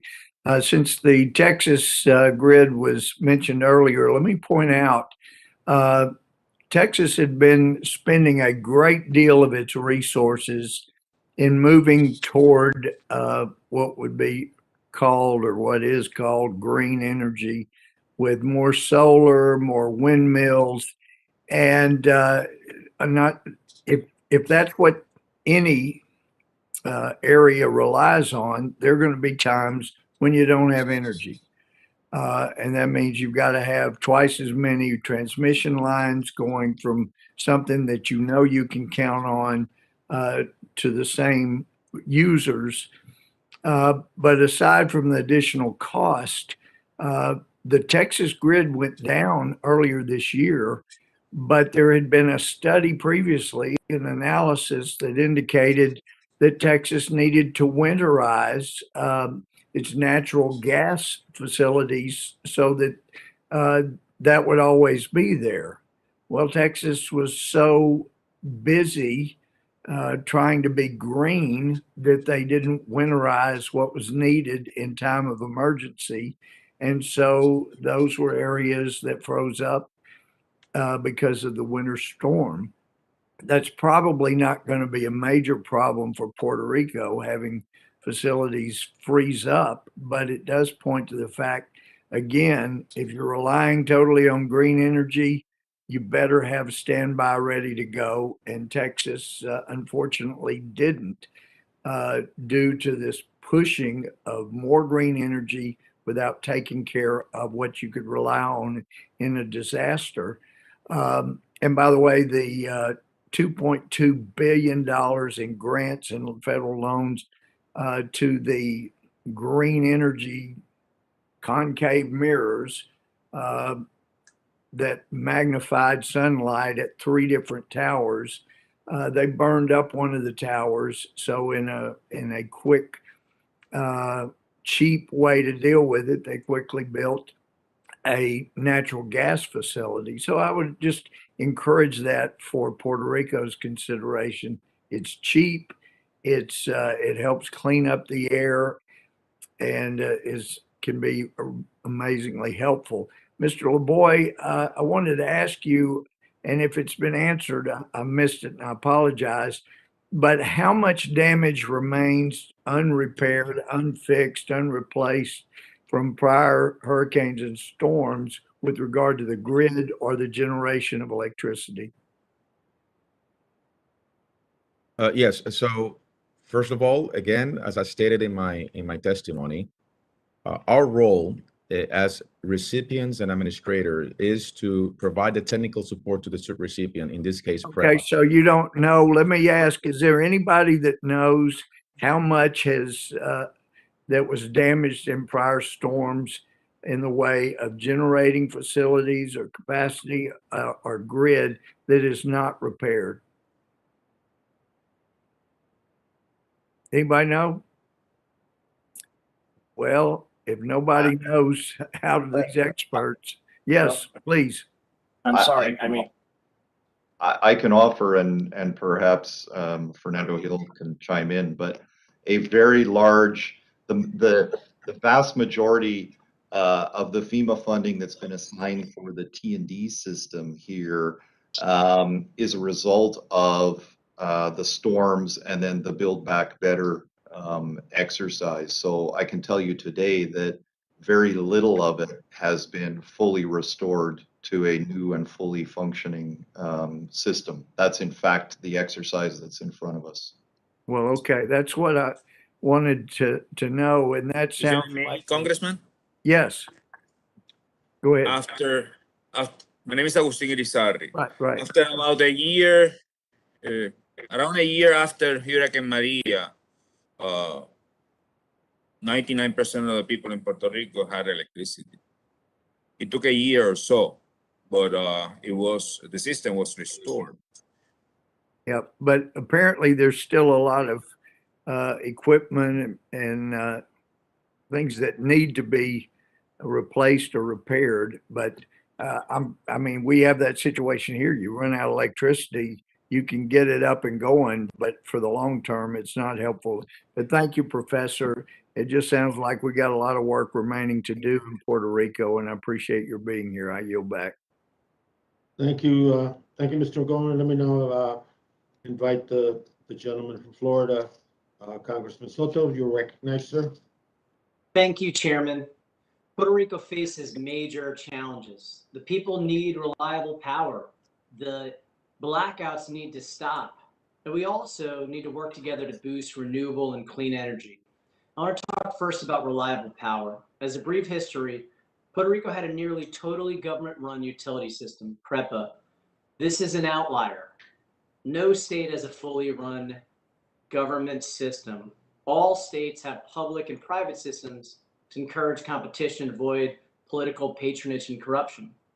As a result, their focus for years was on keeping rates low without making long-term investments to maintain and upgrade the grid. Add in an economic crisis, the debt, Hurricane Maria, and earthquakes. That is all decimated together a poorly maintained system, and now the people suffer as a result. The Puerto Rican government finally made the decision to increase competition by contracting with LUMA to handle transmission this summer. LUMA's job is to maintain and fix the very power lines that have been neglected for decades. We applaud LUMA for working with IBEW. IBEW trains some of the best electrical workers on the planet. Sadly, the transition hasn't been smooth. Many PREPA employees, I've heard over a third, and we'll get to that in a moment, didn't transfer to work over to LUMA. I understand the disappointment of some local unions in Puerto Rico who opposed the transition even after the transfer happened. But sadly, this discouragement slowed down the process of repairing and maintaining the grid. It slowed down the hiring of new people and training of new people and existing folks from PREPA and contributed to the blackouts. We need to conduct meaningful oversight of LUMA and stop the blackouts. But this committee also can't be blind to the facts that they inherited, LUMA and IBEW inherited a disaster of a grid just a few months ago this summer. The second point I want to make is on renewable energy. We applaud the Puerto Rico legislature for 100% renewable by 2050. This goal is incredible to boost renewables, especially rooftop solar, wind, hydro, and other clean electricity. The reality, though, is a stark difference. There are 6 diesel plants, 4 fuel oil plants, 1 coal plant, and 1 gas plant currently operating. First of all, diesel and fuel oil, it's the most expensive, it's the highest pollution, and it's the Stone Ages. No one in the States has this anymore. The diesel, fuel oil, and coal plants have to go. And that's my message to PREPA and to the fiscal board. Natural gas is a good bridge fuel, and the future is in wind and solar. PREPA must take seriously the Puerto Rico legislature's new renewable goals. This committee supports those goals. We urge PREPA and the fiscal board, and most importantly, the Puerto Rico government, to work with community solar organizations for rooftop solar, make conscious efforts to increase wind, including in the South, and overall to increase resiliency to combat climate change and energy independence. The bottom line, we need to conduct meaningful oversight. And the good news is we have Hurricane Maria recovery funds and soon Build Back Better funds to help with this transition. $1.9 billion for grid funds that have already gone out to notice. $12.1 billion in HUD funds that have been released recently by the Biden administration. Mr. Stensby, my question to you, how many employees what was the percentage of employees that didn't transfer over from PREPA to LUMA, and how has that affected blackouts? Thank you very much, Congressman. And, two points that I would like the opportunity to make is through our recruitment process, we put training and safety of all of our people first. And so we were very thorough. Stensby, I apologize, but my time is limited. I just need to know how many folks transferred over. So of the approximate, slightly over 3,000 employees we have today, almost 1,300 or roughly 1,300 came from PREPA. Okay, so a large share did not make the transition. Mr. Gill, what do you think it's going to take to transition away from diesel, coal, and fuel oil, the dirtiest of fuels, the most expensive of fuels for Puerto Rico? Congressman Daniel Soto, thank you for everything that you do for Puerto Rico, but basically the goodwill and the ability and the possibility of the people making that we need to change that. That is not one thing or the other, that we have to be in balance here, that we have to try, like, obviously, LNG, there's a combination that you can use like hydrogen in it and create green hydrogen. It's more efficient. It reduces 70% the CO2 emissions from it. So it's a combination, and then transition when that technology is even more advanced. Solar technology and renewable technology advanced in a second, as computer did back in the day. So we need to obviously make that balance and be careful about the environment, but we have to also take into consideration Puerto Rico is a small island. There's the PV panel systems. They cannot be disposed in landfills. They should be recycled. In the United States, there are not enough recycling facilities for PV panels. So those are the things that, in terms of like taking care of the environment, we have to consider for a new energy, and specifically for the betterment of our people. Colleagues, let's stop the blackouts and let's make sure we ensure more clean energy and renewable energy. Let's focus on the achievable, and we can do it together. Thank you, Chairman. I yield back. Gentleman yields. Thank you. Let me now ask Representative Graves, you're recognized for 5 minutes. Thank you, Mr. Chairman. I want to thank the witnesses for joining us today. Certainly a topic that we've spent a lot of time on in this committee. And again, thanks for being with us. I guess first question, maybe for Mr. Fontaines, and I'm not certain if you have expertise here or not, but I heard questions earlier about effectively the cost effectiveness of this agreement with LUMA. Was that a sole source process? Was it an open competition? How did that occur? Thank you, Congressman. This was actually, it was a long process that took close to 2 years. We had 5 participants in the procurement process originally. At the end, we received 2 different proposals, and LUMA was the entity selected. So it wasn't a sole source. It was a competitive process through the P3 Act and our structure and our process. And we ended up with 2 solid proponents out of the 5 that are originally qualified, presenting proposals. Thank you. And is it your opinion that LUMA at this point is complying with the contract requirements that they're obligated to comply with? Yes, from a contract perspective, they are complying with the requirements of the contract. Yes. Okay, thank you. It was noted earlier that there was some lack of transparency or there wasn't value to taxpayers, and I guess I was struggling with understanding that, but I thank you for clarifying. Mr. Stensbury, this really is an amazing situation. Every time I represent South Louisiana, which we certainly have been subject to hurricanes, but every time I look back at this, I look at the amount of money that is being spent in building the system back. Have you ever seen a utility? Certainly y'all have experience operating around the United States and in Canada, I believe. Have you ever seen a situation where you have a utility operating like this, perhaps with the percentage of debt that is out there, the number of, I guess, the amount of theft of electricity that's out there? Have y'all ever operated in an environment like this? No, I would say, frankly, PREPA, and not to cast any dispersions on my current colleagues at PREPA, but PREPA is unquestionably, call it the worst performing utility in the United States, and by each and every measure. But I think that what that speaks to, Congressman, is the need to, in fact, make meaningful change, and it also probably speaks to some of the resistance that we've been seeing. Whether it's on customer service, whether it's on outage response, whether it's on labor relations, whether it's that reinvestment. So certainly there's lots of experience with the reinvestment of this large capital program, and that's a very important part of this. And there's lots of experience with reconfiguring and bringing in better business processes. But I would say, in terms of the basic, it took 2 decades for PREPA to get in this state. We shouldn't forget, and that's why it's so important to get started and continue to push ahead.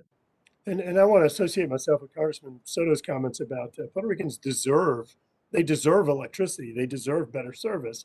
and we're investing extraordinary amounts of taxpayer dollars to get there. Could you talk a little bit about the role maybe that the project labor agreement has in either benefiting or perhaps challenging your ability to do your job? For certain. So as I mentioned, we have a collective bargaining agreement now with our own workers. We've also rolled out a project labor agreement, which will be critical to supporting stability and predictability as this large amount of FEMA funding is used to rebuild the grid. I mean, it's very important that we get qualified, skilled. We put safety first. And really, we do put workers at the front of this equation, and Puerto Rican workers, and that was why between LUMA and the IBW, we have rolled out the PLA to bring that certainty so that we can deliver for customers. Okay, thank you. And I'm going to ask you a question for the record on that one. But last question, I'm seeing some of these targets for renewables in the future. One, as I understand, the current effort to try and add 4 cents to the bill is being rejected right now because folks are saying they can't afford it. What is your that their ability to achieve these renewable direction obligations or goals and the cost associated with that? Well, I think what LUMA's really focused on is, to get a larger amount of renewable integration here, you do require a reliable transmission and distribution system. And so our focus is, at the end of the day, if you like, we're the transportation company, right? And we all know, and we believe at LUMA that the better the T&D system is, the more renewables can be integrated into the system and in the end still provide reliable and affordable electricity. So that's where our focus is, Congressman. Thank you, Mr. Stenberry. Mr. Chairman, I want to thank you. I just want to make note that I think as we move forward, we need to be looking carefully at the price sensitivity of the investments that are being made to ensure that we're not going to be pricing Puerto Ricans out of power with the price sensitivity they apparently have. Yield back. Gentleman yields. Thank you. Let me now recognize Representative Torres. Mr. Torres, you have 5 minutes. Thank you. Thank you, Mr. Chair. I have a quick yes or no question for the CEO of LUMA. Does your company operate the total energy distribution and transmission system on the island? We are responsible for the transmission and distribution system. PREPA today remains responsible for the operation of the generation system. But everywhere in the island, right? Not just yes, all across the island and also because I've heard the word competition, but if one company is managing all the energy distribution and transmission infrastructure, that's not competition. That's objectively a monopoly. So LUMA's management of Puerto Rico's electric grid is cause for concern for me. Power outages and service disruptions remain prevalent. Customer complaints are said to have risen. Response times are said to have fallen. I've heard multiple mayors fault LUMA for the lack of communication. The mayor of Juana Diaz, for example, said it would have taken PREPA 4 to 5 hours to arrive at his town. By contrast, it takes LUMA 2 to 3 days. So by every indication, LUMA is failing the people of Puerto Rico. And my first question is directed to PREPA. If LUMA continues to underperform, does the operation and maintenance agreement allow the government of Puerto Rico to reverse the privatization of the electric grid? Congressman Torres, we would like to, the expertise on that and the monitor of that contract is the P3 authority. So that question should be addressed to the P3 authority. Are you a party to the agreement? We are a party of the agreement but as a party to the agreement, you should know whether if the new operator underperforms, whether you have the right to retrieve control of the electric grid. As a party to the agreement, that's a relevant fact to know. Well, obviously, if he's declaring default by any chance, but then we'll have to take care of it. Are you suggesting to me that the people of Puerto Rico are stuck with LUMA regardless of performance for the next 15 years? Oh, sir, I'm saying obviously we have to respect contracts. If we don't do that, there's a constitutional impairment to the contracts. I'm asking, are there performance standards built into the contracts? The performance standards built into the contract are evaluated. If they're not performing that well, they don't receive the payment that they should receive for it in that sense. If we stuck to it, It's a matter of, we have the force here also, but in the meantime, we have to respect the contracts, and that's our position in that sense. Transitioning one day to another is almost impossible. We took a year with LUMA actually on a front end transition. Let me Afterwards, let me move on. going like into the. Let me move on. I just want to reclaim my time. As everyone knows, Puerto Rico is fundamentally dependent on imported fossil fuels. In order to facilitate the transition to clean energy, Puerto Rico passed a law, the Puerto Rico Energy Policy Act, which requires 40% clean energy by 2025, 60 by 40, 100 by 50. Several obstacles, however, have emerged on Puerto Rico's path to clean energy. And the greatest among those obstacles is the Financial Management and Oversight Board, which rejected 16 solar projects that would have brought renewable energy from 2 to 20% of Puerto Rico's electricity. So I feel like we are reminded once again that the United States is colonizing Puerto Rico in more ways than one. Not only is the United States subjecting Puerto Rico to higher fossil fuel costs via the Jones Act, but the United States, through the Financial Management and Oversight Board, is also actively preventing Puerto Rico from escaping those higher costs and transitioning to clean energy. Climate change is a financial risk, and by sabotaging the transition to clean energy, the Financial Control Board is planting the seeds of financial instability on the island. Now, I have a question for PREPA. According to the COO of Applied Energy Services, he said the following, quote, "We have the intention of transforming our energy production from coal to renewables before the 2027 deadline. If we reach an agreement today, we could do it in 2 years." So my question for PREPA, when are you going to reach an agreement with AES? Can you get an agreement done immediately so that the coal power plant can be closed within the next 2 years? Congressman Torres, I'll take that question. And obviously, right now, we're running RFP processes as requested by the FOMB. Later on, the FOMB changed the story and says that we don't have to run the FOMB, like the procurement process. Yes, I'm with you on that piece, but if can you reach an agreement with AES today that could, or in the near future? It will be totally irresponsible on my behalf to take that position actually right now without the consent of the whole board and everything. And before my time is up, what is the due date for the latest RFP regarding renewable energy? What's the new due? I know it was originally May, but it was delayed. What's the new due date? There's already a first tranche. Second tranche is coming up next week in October, like the notice. And afterwards, every 6 months, we'll have like another RFP for it. Okay, thank you. Gentlemen, yield, thank you very much. And let me now ask Ms. Radawagan for that she's recognized for 5 minutes. Gentlelady, recognized. Thank you, Mr. Chairman, and thank you for holding this important hearing. At this time, I would like to just yield all of my time to Representative Gonzalez Colon. Thank I you. yield. Thank you, Mara, and thank you, Chairman. And coming from an island, I know she understands how difficult it is for islanders like us in Puerto Rico, just to rely on the generation of electricity, not knowing if we're going to have power tomorrow or not. So the next question will be for me in terms of PREPA and LUMA both. Is our system near to a complete collapse near soon? I mean, not just in terms of generation, but in transmission. I just need a yes or no answer. Engineer Colon. Thank you for the question, Madam Congresswoman. The answer is no, but I want to expand my answer. Our system is a critical condition right now in the generation side. As you know, we have many of our generating units not available because of lack of maintenance, and we are in an effort to bringing them back.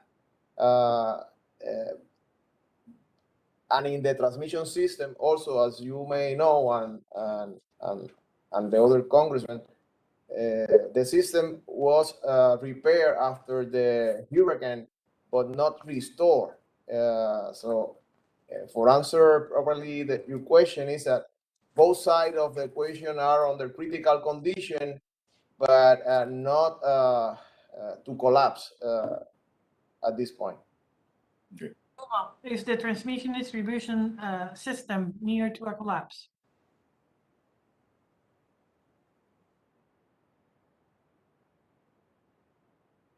LUMA? Sorry, mute. I would answer in a very similar way. No, but it is critical that the reinvestment continue. And as we think about generation outages, it's only through those generation load shedding that we have been able to avoid the collapse. And so that's why it's so critical that we continue on with repairs on generation and repairs and restoration on transmission. Okay, then I'll also submit some questions for the record as well. The first one will be for PREPA and for LUMA. The FEMA funds that are allocated to the island are 2.4 billion for transmission and distribution and 4.9 billion. And 4.9 billion for distribution. I would like to know, how is the process expected to be managed? What's the timeline for PREPA and to LUMA to submit for FEMA for those scope of work, and for 3, the status of all of it? Who's going to be answering for maximizing the use of those funds to build a system that people can trust? I know that there's a lot of comments about the works in the shovel-ready projects that were requested for renewables in PREPA that were not approved by the board. My question to Mr. Fermin and to Mr. Hill, again for the record, it's if PREPA or the P3s challenge that FOMB decision of canceling those renewable contracts, and why? If there's any way to get those in the line when they will show already, and what was the main reason for that? I think that's not the scope of the board. That's something that should be in the hands of PREPA in the case of generation. My next question will be, how long it will take for all those units that are going to be receiving maintenance in the next months. Even private generators and the government generators are going to be receiving maintenance. So are we going to see more of these relay outages across the island? Do you have a plan that has been informed to the public in that sense? And remember, the many communities that rely on energy to pump their water. So if you don't have power in some rural communities, they will not have water at the same time. So that's the reason how this is so difficult to manage to the rest of the island. Mr. Hill? Gonzalez, and thank you, Congresswoman, for it. The gentleman would answer as quickly as possible because time's over already. Well, actually, from our end, we have like 40 projects totaling 2.5. They're already $78 million invoices and costs, and we still have pending 7.3 for the outstanding reimbursement for it. In terms of like the FOMB, no, they shouldn't, but they did based on the amount of money actually that it will cost, or the amount of money that it was projected based on the plan on the fiscal plan for it and the RP, and hence, if those projects were made back in the day, today we wouldn't have like that problem. Nonetheless, politics, and because it was done by the last administration, they took it out, and then the FOMB recently, after more than 8 years, actually requested the governing board to see their projects. We went out there, we negotiated with more than 16 of those, and then afterwards, they make the decision that only 2 of them were gonna be. If we have the hands tied to it, yes, we do. But that's the way that our economy is working right now. Thank you, sir. Look, I understand that there's a lot of specificity to answers, but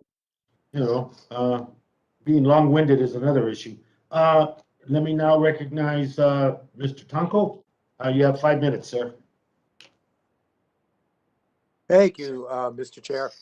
Thank you for bringing such great focus to a very important concern for the people of Puerto Rico. As Puerto Rican communities recover and rebuild from the COVID-19 pandemic, as many work or attend school virtually, and as temperatures rise and storms worsen, Puerto Ricans need reliable, and affordable electricity more than ever. And yet the island's electric grid, with less than 3% renewable electricity, continues to plague Puerto Ricans with often life-threatening outages while costing them double the average U.S. rate. So, Mr. Gill, what plans do you have in place to meet the renewable energy goals established by Act 17? Well, as it is right now, Congressman, we're running the RFPs requested in the sake for transparency to pick the best option for the island. And at the same time, when all the basically the grid modernization comes into place, then the idea of the virtual power plants can become to a fruition, and we may have an excess of those. And Professor Irizarry, as extreme weather events become more frequent, what risks will the current plan pose, and how would solar energy bring more reliability and cost savings to Puerto Ricans? Thank you, Congressman. We already saw what happens when we face a Category 4 or Category 5 hurricane. The transmission system collapses, and that will happen again, even if you rebuild it. If you rebuild it up to code, to current codes, it will still not withstand a Category 5 hurricane. What we are proposing is renewable energy on the rooftop of homes and commerce with storage. That proved to be the most resilient alternative to a hurricane like Maria. People that had solar rooftop systems with batteries continued with electricity provided with from their solar PV systems. I don't see how investing on a technology of the 20th century will bring us to a 21st century condition. We need to embrace new technology, and we have the know-how and the technology, and it's today cheaper than the alternative. So we encourage the government to review their plans to invest in old technology that is vulnerable to stronger storms as the ones we are seeing right now. Thank you very much. And Ms. Santiago, what obstacles currently impede a greater investment in energy sources like solar on the island? Thank you for the question, Congressman. Primarily, the LUMA contract right now is the largest obstacle we're seeing for integration of renewables. In fact, at a hearing before the Energy Board, one of LUMA's representatives, a guy named Lee Wood, said that FEMA funds could not be used for rooftop solar. He was corrected immediately by the board personnel, but that has been LUMA's position. They want to, as Professor Irizarry just mentioned, rebuild the old transmission, 20th century transmission system that will be knocked down by the next hurricane. And that's taxpayer money to the tune of 9.6 billion or more will just be wasted. So what we're proposing as a society, and what's really popular in Puerto Rico and anyone with any kind of means is doing, is acquiring rooftop solar. So PREPA, with that allocation from FEMA, can do that for low, middle income and businesses and residents all over Puerto Rico and provide life-saving resiliency.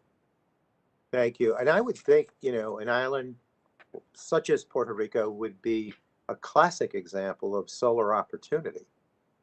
That would just be a natural go-to. Yes. Mr. Stensby, Ms. Santiago's testimony mentions a backlog of more than 5,000 systems on the island waiting to implement solar technology.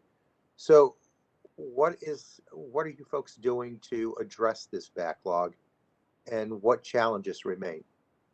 Yeah, thank you very much for the question, Senator. In fact, when we began on June the 1st, it was a very long backlog, and as we pointed out, some people have been waiting for as long as 2 years. We made substantial efforts in reducing that backlog. We're processing new solar connections more than 7 times what PREPA had been able to do prior to that, and we believe by the end of this year we'll have completely eliminated the backlog. And I think, you know, LUMA, people are trying to portray us as anti-solar, and it's absolutely not true. We just released, in fact, a hosting map on our website so that people who are interested in solar can more easily connect and make decisions about the solar investments. So we want to be very clear. We're supportive of rooftop solar, and we're doing everything in our power to support that. Yeah, and I would hope that includes storage. And with that, my time is up. And so, Mr. Chair, I yield back and thank you so much for the hearing. Thank you, Congressman. Congressman yields. Let me now recognize Mr. McClintock. Sir, you're recognized.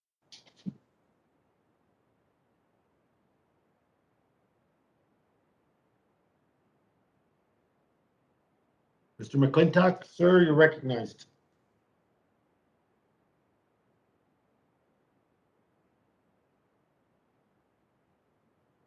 If not, let me go to the next colleague on the list. Representative Tiffany, you're recognized for 5 minutes. And we'll hold that other for Mr. McClintock if and when he comes forward. Representative Tiffany.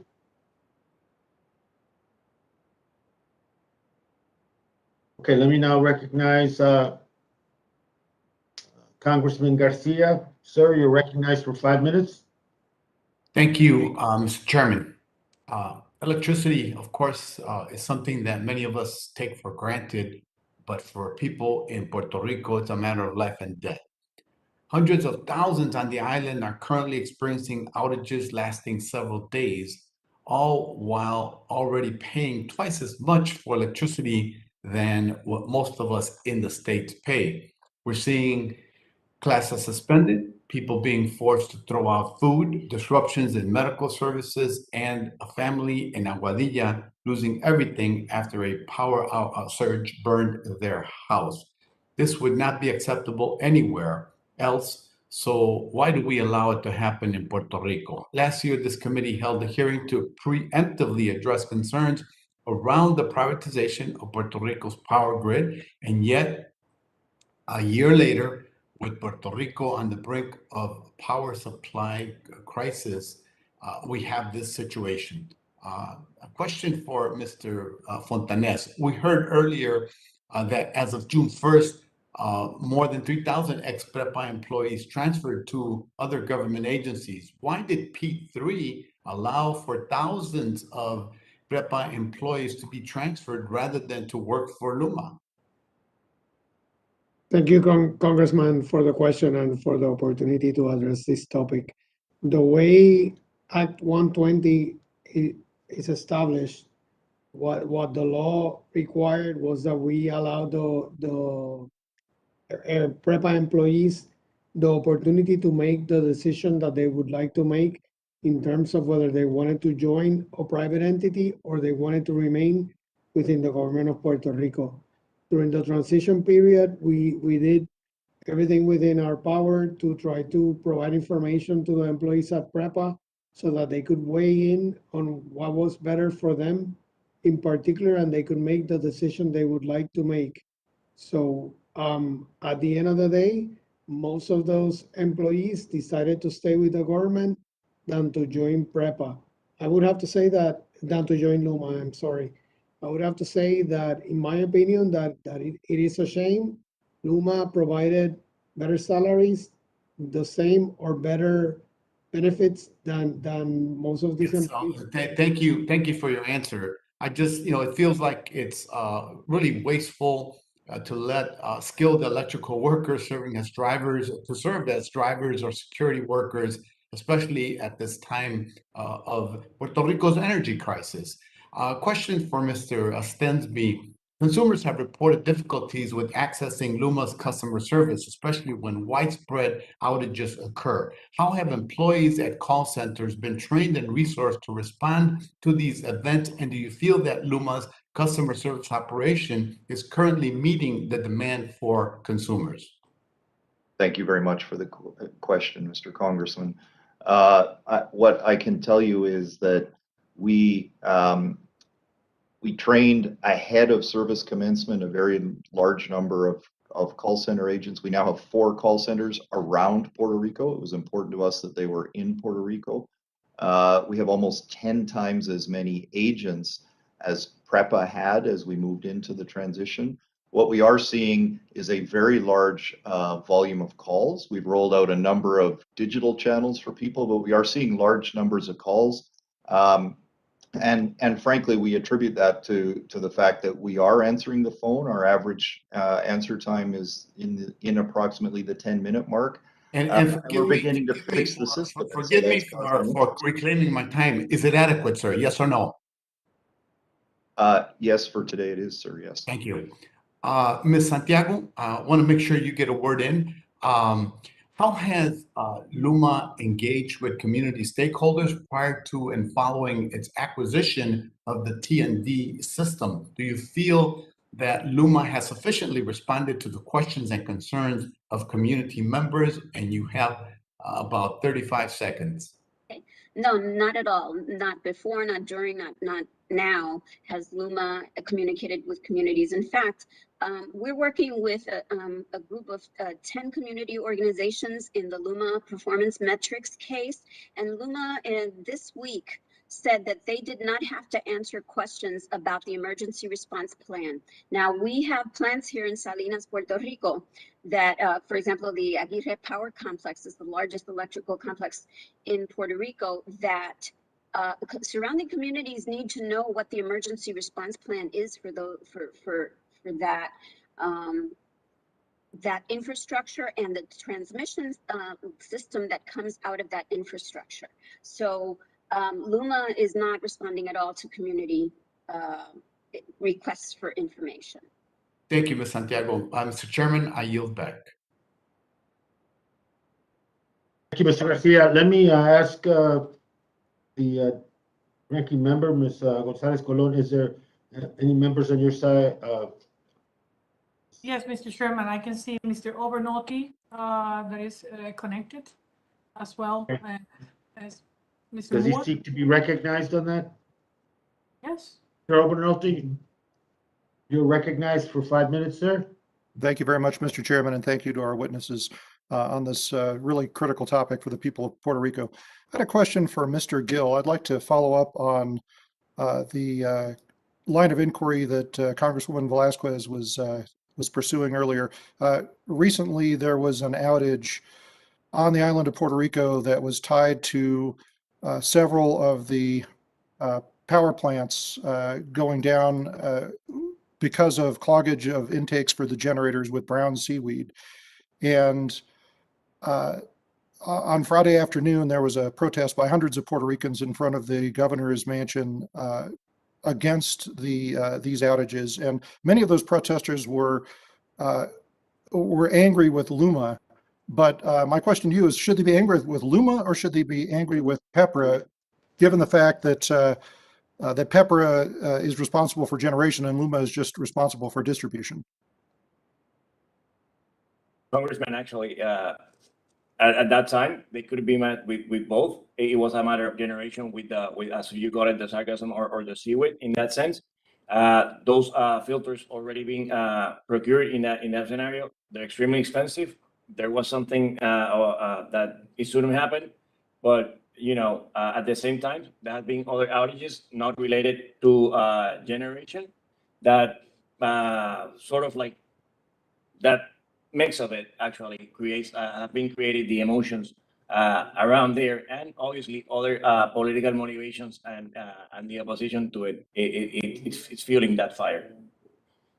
Okay, so what could LUMA have done about that particular outage? In terms of the generation, I mean, like they don't have any type of control in the generation. They do have the dispatching of it of the generation by itself. Meaning, with that, they start transmitting and distributing amounts.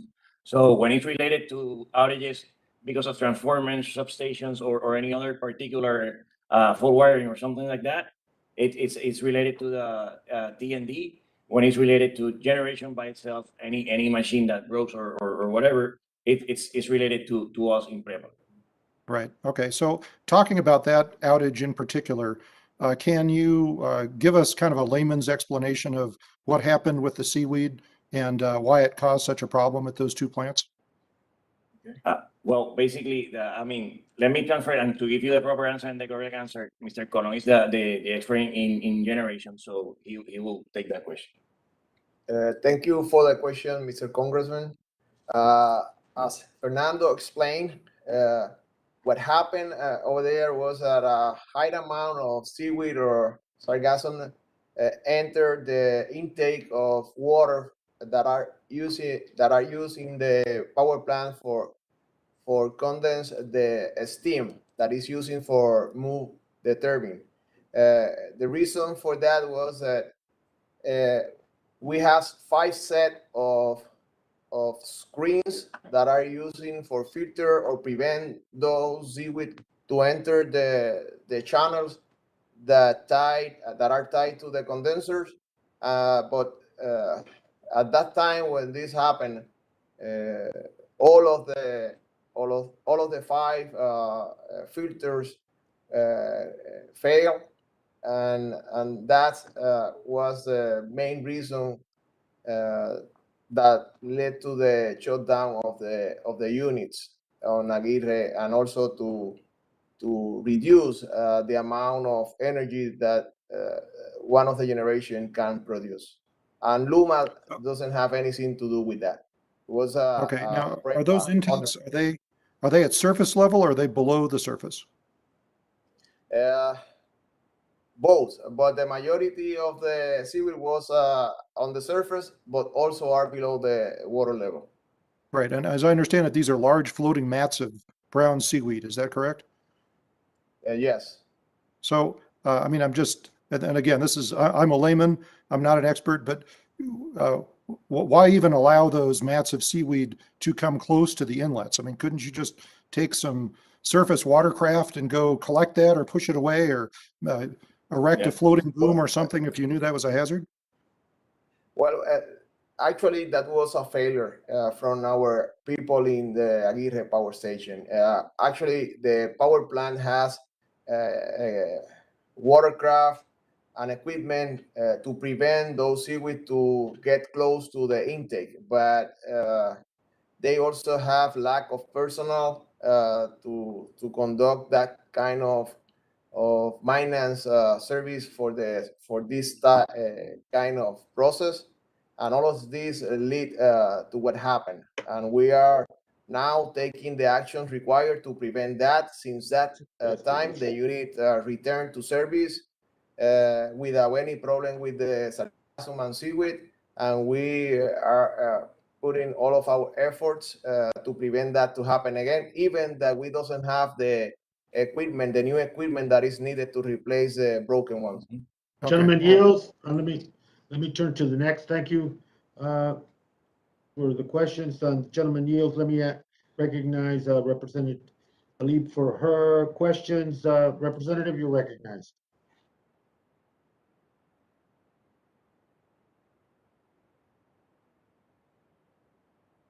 Thank you, Chairman. I'm so sorry. I've been having technical difficulty today on my laptop, so please bear with me. Thank you so much for holding this important hearing. You know, while Puerto Rico may be very far from my district, the problems we're talking about seem so familiar. I mean, this summer, hundreds of thousands of people in Metro Detroit area in my community lost power, some for as many as 6 to 7 days, Chairman. Our investor-owned, shareholder-centered electrical utility company called DTE has raised rates by nearly $1 billion in the last decade, while having some of the worst reliability and performance in the whole nation. So incredibly important for us to understand the connection between many of our districts and what is happening to the Puerto Rican people. In the last several weeks, numerous press accounts have emerged about the impact, as you all know, of the ongoing unreliable and substandard electrical service for Puerto Rican residents. These include reports of constant and extended outages that we've been talking about, lasting more than 24 to 48 hours in communities with many elderly residents and residents with chronic illnesses. And we all, as members of Congress, have experienced and heard from our residents about how, you know, their health and everything is connected to the access to the electricity. I know the mayor of San Juan is spending nearly $1 million to buy generators for water pumps so that power outages do not continue to result in water outages. And the Secretary of Commerce and Economic Development has denounced the impact of poor service on economic development and so forth. We heard reports of power surges regularly destroying people's appliances. You all know that, even causing house fires, like an incident of a family that lost everything. And Aguadilla, after power surge, burned their house down. So, Mr. Chairman, we know that this is terrible level of service isn't acceptable for the Puerto Rican people. It isn't acceptable in Michigan either, and it shouldn't be acceptable anywhere in our country or in our world. Privatizing electrical service is a disaster for the Puerto Rican people because private utilities serve investors, not the public. I'm going to say that again. Private utilities serve their investors, not the public. Reliability has worsened when it became private. And so we need to basically make sure that we're speaking that truth as we talk about these issues. So Mr. Stensby, as of June 1st, more than 3,000 ex-PREPA employees transferred to other government agencies rather than work for LUMA. How many workers and crews does LUMA have assigned to the municipalities of Aguadilla and is it Ponce? As I testified earlier, we have 900 employees that are in the field today. I can't tell you precisely how many are assigned to those two municipalities, Congresswoman. Yeah, so they left LUMA. How many left LUMA? How many left LUMA? So more than 3,000 ex-PREPA employees transferred. You said 3,000, and then they left. You said 900 went to the municipalities. No, so I think it's a mischaracterization. LUMA recruited, and for an employee, as Mr. Fontanez had testified, for an employee that was working for the government of Puerto Rico, they had a choice to join LUMA or take a transfer to another agency within the government. And 3,000 of them said we're going to leave LUMA. Okay, what is the average crew response time for outages? The average response time across the most recent month is in round numbers in the 5 or 6 hour time frame. How many complaints has LUMA Energy received regarding voltage, what they call fluctuations damaging home appliances? I don't have that specific number with me. I would love if the committee can follow up and get that information. How much money has LUMA Energy received so far under its contract? And again, I apologize if this was answered before, but I would like to know for the advocate. LUMA Energy, during this interim period, until the point in time when PREPA would eventually move out of bankruptcy, earns approximately $7 million a month. Okay. How many LUMA employees executives earn over $200,000 and how many earn over $500,000? I think it was asked that question earlier, but and you didn't want to answer, right? I'm not able to disclose employee salaries. Yeah. If you want to get in the business of providing a public good and for the federal government to subsidize it or for us to play a part in it, then you understand that those salaries are also the public salary. Do you understand? So just know that it doesn't make sense that you don't want to reveal that. You don't even have to tell me the names of it. I think Velasquez and I are just curious how many of your employees earn over 200,000 and how many of them earn 500,000. I don't need names. I just want to know how many. So if you can follow up and talk to your legal folks, I think they'll come back and tell you that that should be actually transparent and open. Do you know what the median household income is in Puerto Rico, sir? No, I do not, Congressman. Yeah, it's $20,000. According to the Census Bureau, $20,000. So LUMA has received millions of dollars and stands to receive billions more in an attempt to privatize the grid in Puerto Rico over the next 15 years. But the last 4 months have been a disaster for the people of Puerto Rico, and privatization I know will only worsen it. So I just want you, sir, to understand that if you're going to serve the people, you should know what the median income is. You should know what the impact is. And the fact of the matter is you failed them just alone in the last 4 months. So please understand that my frustration with all of this is because they deserve to make sure that they have access to something that is very much a lifeline to medical issues they're struggling with, being able to provide for their families, of course, food, all those things, appliances, everything is so connected to that. So with that, Chairman, I yield. Thank you very much. Thank you, Lady yields. Let me call again on my colleague's Representative McClintock, if he is available now. If not, Representative Tiffany, if he's available.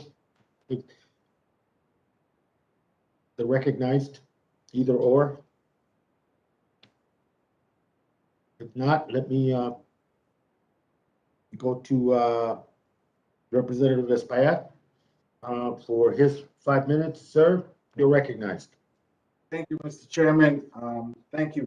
I want to ask a very simple question. One really like an honest yes, no answer. Since LUMA assumed responsibility, have power outages and other service disruptions increased? Mr. Hill?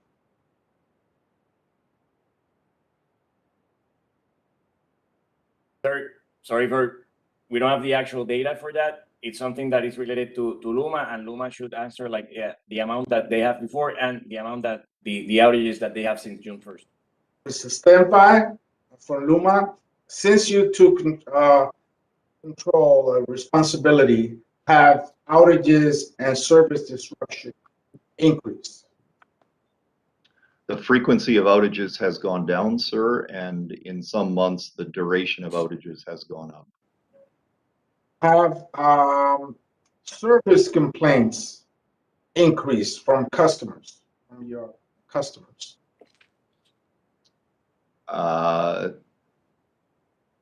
The calls that we receive have absolutely increased, and I believe that's fundamentally because we're actually beginning to make a difference, and people are now reporting issues in order for us to correct them. So you're saying that outages have decreased while service complaints have increased? Usually it's the other way around. Usually service complaints increase when you have problems, when you have outages or service disruptions. But what you're saying is that service complaints have decreased while rather that the outages have decreased and service complaints have increased. What I'm saying, Senator, is that you know, with PREPA, I think people had a certain level of expectation, and now that LUMA has arrived, those expectations have risen, and people are indeed engaging with us, and they're beginning to see some action. We're replacing more poles, we're improving services, and that in itself is causing increased calls and interest in it's hopes, or it's helping people understand that we can and we are making a difference. So you're saying that responsiveness to these complaints have declined or have increased? I'm saying the responsiveness has increased. We just completed our most recent JD Power survey, and customer satisfaction is actually slightly up from before June 1st. Mr. Chairman, for the record, I just want to state that our records at our office have received information to show that, in fact, customer services complaints have increased and responsiveness to the complaints have declined. Now, I have another question, which is going to go to regarding the renewable energy transition.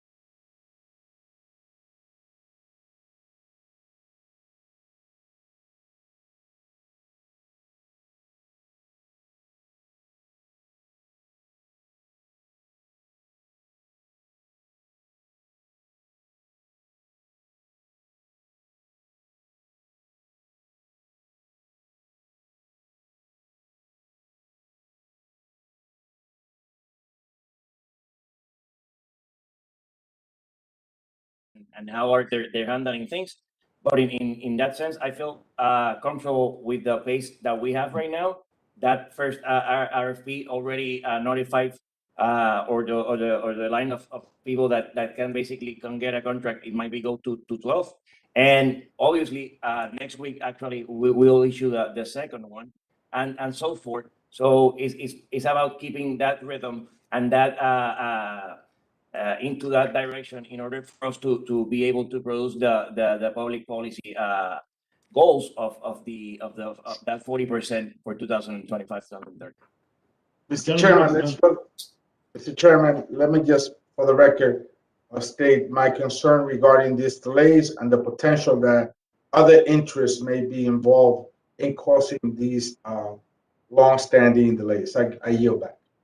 Gentleman yields. Let me now ask once again Representative Tiffany or Representative McClintock, minority side, if they're present, either or can be recognized. If not, let me go to the gentleperson from California, chair of this committee's oversight and investigations. Chair Porter, you're recognized. Thank you so much. We're here to talk about a coal ash plant run by LUMA. And I have a picture of it here, and you can see a mountain of coal ash right here. And spoiler alert, it is highly toxic and poisoning residents of the nearby community of Guayama. Mr. Stensby, you're here today, and despite concerns about staffing and competence that my colleagues and I had earlier this summer and still have, LUMA began operating Puerto Rico's electricity system called a grid on June 1. We're glad that you took Congress up on its invitation to appear today and testify this time. I wanted to ask you, how would you characterize LUMA's transition to managing Puerto Rico's electrical grid so far, with 1 being a total disaster and 10 being a remarkable success? I think, as I set out, Congresswoman, it has certainly been a challenging transition. There have been many factors at play, but when I look at it on balance, I would give us, a B.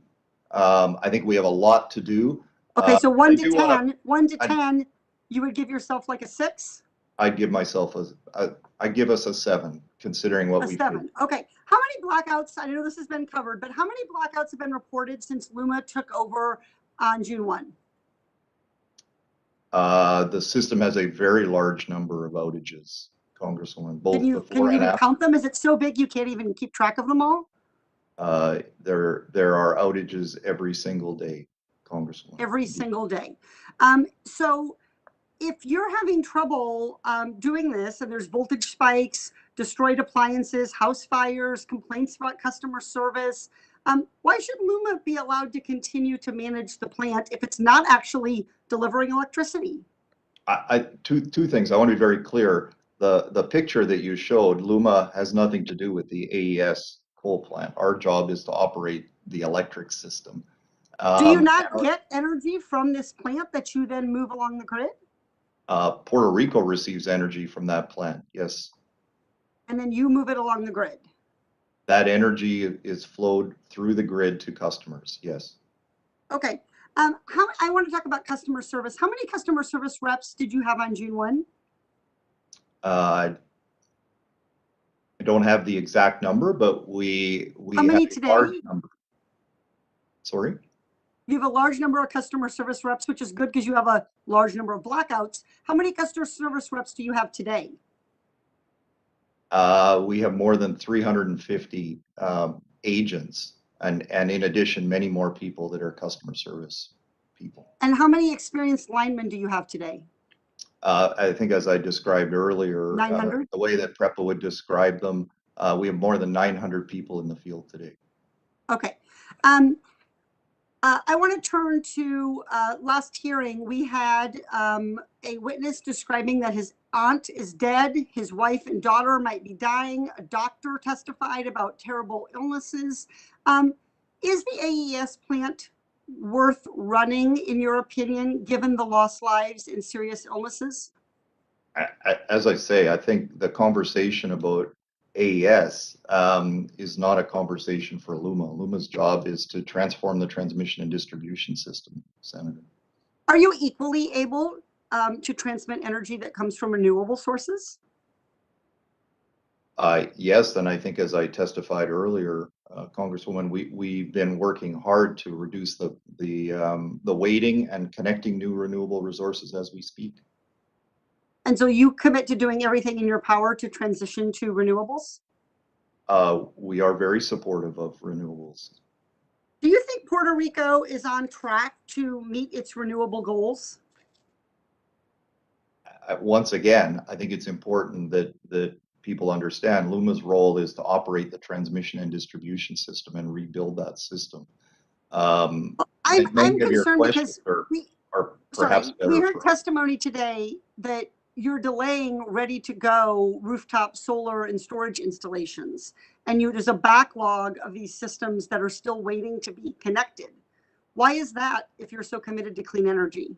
No, I think that's a mischaracterization. I think my testimony actually said we are accelerating those systems. We're moving at 7 times the pace that they were being moved at before we came into operation. We're confident there will be no backlog by the end of the year, and we just posted hosting maps on our website to support more renewables.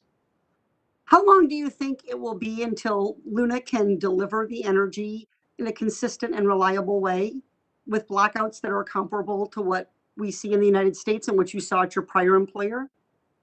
I believe that it's going to take many years to transform all of Puerto Rico's electric system. It's going to require the FEMA funding, and it requires a complete overhaul. It took decades to get where we are today, and it's going to get better month by month by month. But frankly, it's going to take many years to get a world-class electric system here in Puerto Rico. Thank you. I yield back. Gentlelady yields. Representative Gonzalez Colon, is there any member on your side of the dais that wishes to be recognized? Not at this time, sir. Thank you. Let me just go over some quick questions and a comment. Mr. Stensby, according to economic analysis and experts at the University of Puerto Rico, the cost of electricity is one of the expenses straining most Puerto Rican citizens and small businesses. When can we expect, and it follows up on a question, that LUMA's control of PREPA's transmission and distribution system is going to lead to a reduced cost, increased reliability for service for the consumers and the people of Puerto Rico? When's the end game on this? Thank you, Mr. Chairman. And what I want to say is, we submitted our plans to the PREB, and the PREB has approved those investment plans. I do believe it will get better each and every month. But as I said, it is going to take a number of years for that overall reliability through reinvestment to get the system here in Puerto Rico to what many people in the mainland U.S. would expect from their power system. Thank you. The question is this next question is for Mr. Otanes or Mr. Laboy. Will LUMA be the sole control of the $9.5 billion federal cost share payment that FEMA will provide for rebuilding the grid? That's one question. Also, will LUMA be able, on their own, to select off-island contractors such as their parent company or other affiliates to complete the work to modernize the grid? So, Mr. Chairman, for the first question, it is very important to state that the only administrator and the recipient of the federal funds obligated by FEMA for the permanent work for the electrical grid is the Core 3. We are the responsible entity.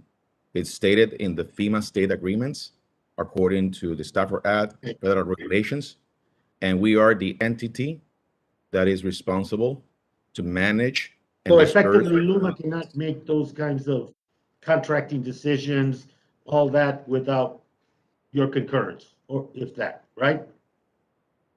Every project which needs to be approved by FEMA. No, I'm as saying the- they want to hire a contractor that has to come to you, and it's your approval that drives that or not? That's my question. LUMA and PREPA has to follow the procurement requirements according to federal, local, and state. And when we receive a reimbursement request, we verify and validate that each project has been procured according to federal, state, and local requirements, and we validate 100% according to those FEMA requirements. Yeah, let me just, as we conclude the meeting, thank the witnesses, thank the members for their questions. Many of the questions that I had developed were asked by other members, and so redundancy is not something we want to encourage. But I do want to say a couple of things that were made, and I think and members made the point. I think somebody said that the issue of what happened with the grid and the power loss and blackouts in Texas during the winter was as a result of trying to green the energy grids too soon. Well, other more informed conclusions were that it was a fully privatized energy delivery system, unregulated, and with limited oversight and control on the part of the state government. And I certainly wouldn't want the federal government, with the investment that it's making to the Puerto Rican people, to be in the position as the Texas legislature and their administration are, of not providing oversight and essentially deregulating their energy distribution system, which many, I believe, caused the outages. But anyway, the other point is that was made today is that I think we need some answers on the two questions: the earmark issue for rooftop and storage for individuals and for neighborhoods regarding renewable energy, and the development of those microgrids to deal with that. I think we need to look at that and follow up with FEMA as to the ability to indicate that, and further look at the contract, at the agreement with LUMA and PREPA and all the responsible parties. I think that needs to be looked at much deeper, and some questions came up today. You know, the issue is reliability and dealing with the urgency of having reliable power to the consumers in Puerto Rico, period. Nobody denies that. And there is going to have to be some patches, there has to be some corrections, some improvements, some repairs in order to guarantee that during a transition. But transition is the goal. It's goal under public law in Puerto Rico, and it's goal under the present administration in the White House. And as such, none of this, I think, accountability, transparency with this contract is essential, so that we don't get into foot dragging, we don't get into double dealing, and we don't get into preferences that take away from meeting that transition goal. Because I think you can do both, chew gum and walk, and to constantly use the excuse of a system that is not up to standards, which we all know as the reasons we can't make the transition, I think is a false choice. So we're going to follow up. Members have indicated some follow-ups around investigative issues and also in terms of FEMA. And the other issue, we will be forwarding to LUMA some specific requests in terms of information. In the past, they have said that that's proprietary and they cannot provide it to Congress. We will issue that. We hope they're responsive. If they're not, then we'll proceed to the next step to compel that information to come forward. With that, let me thank all the witnesses, thank my colleague, the ranking member, Ms. Gonzalez Colon, and the meeting's adjourned. Thank you very much. Thank you. Thank you. Good Thank afternoon. you. Thank you.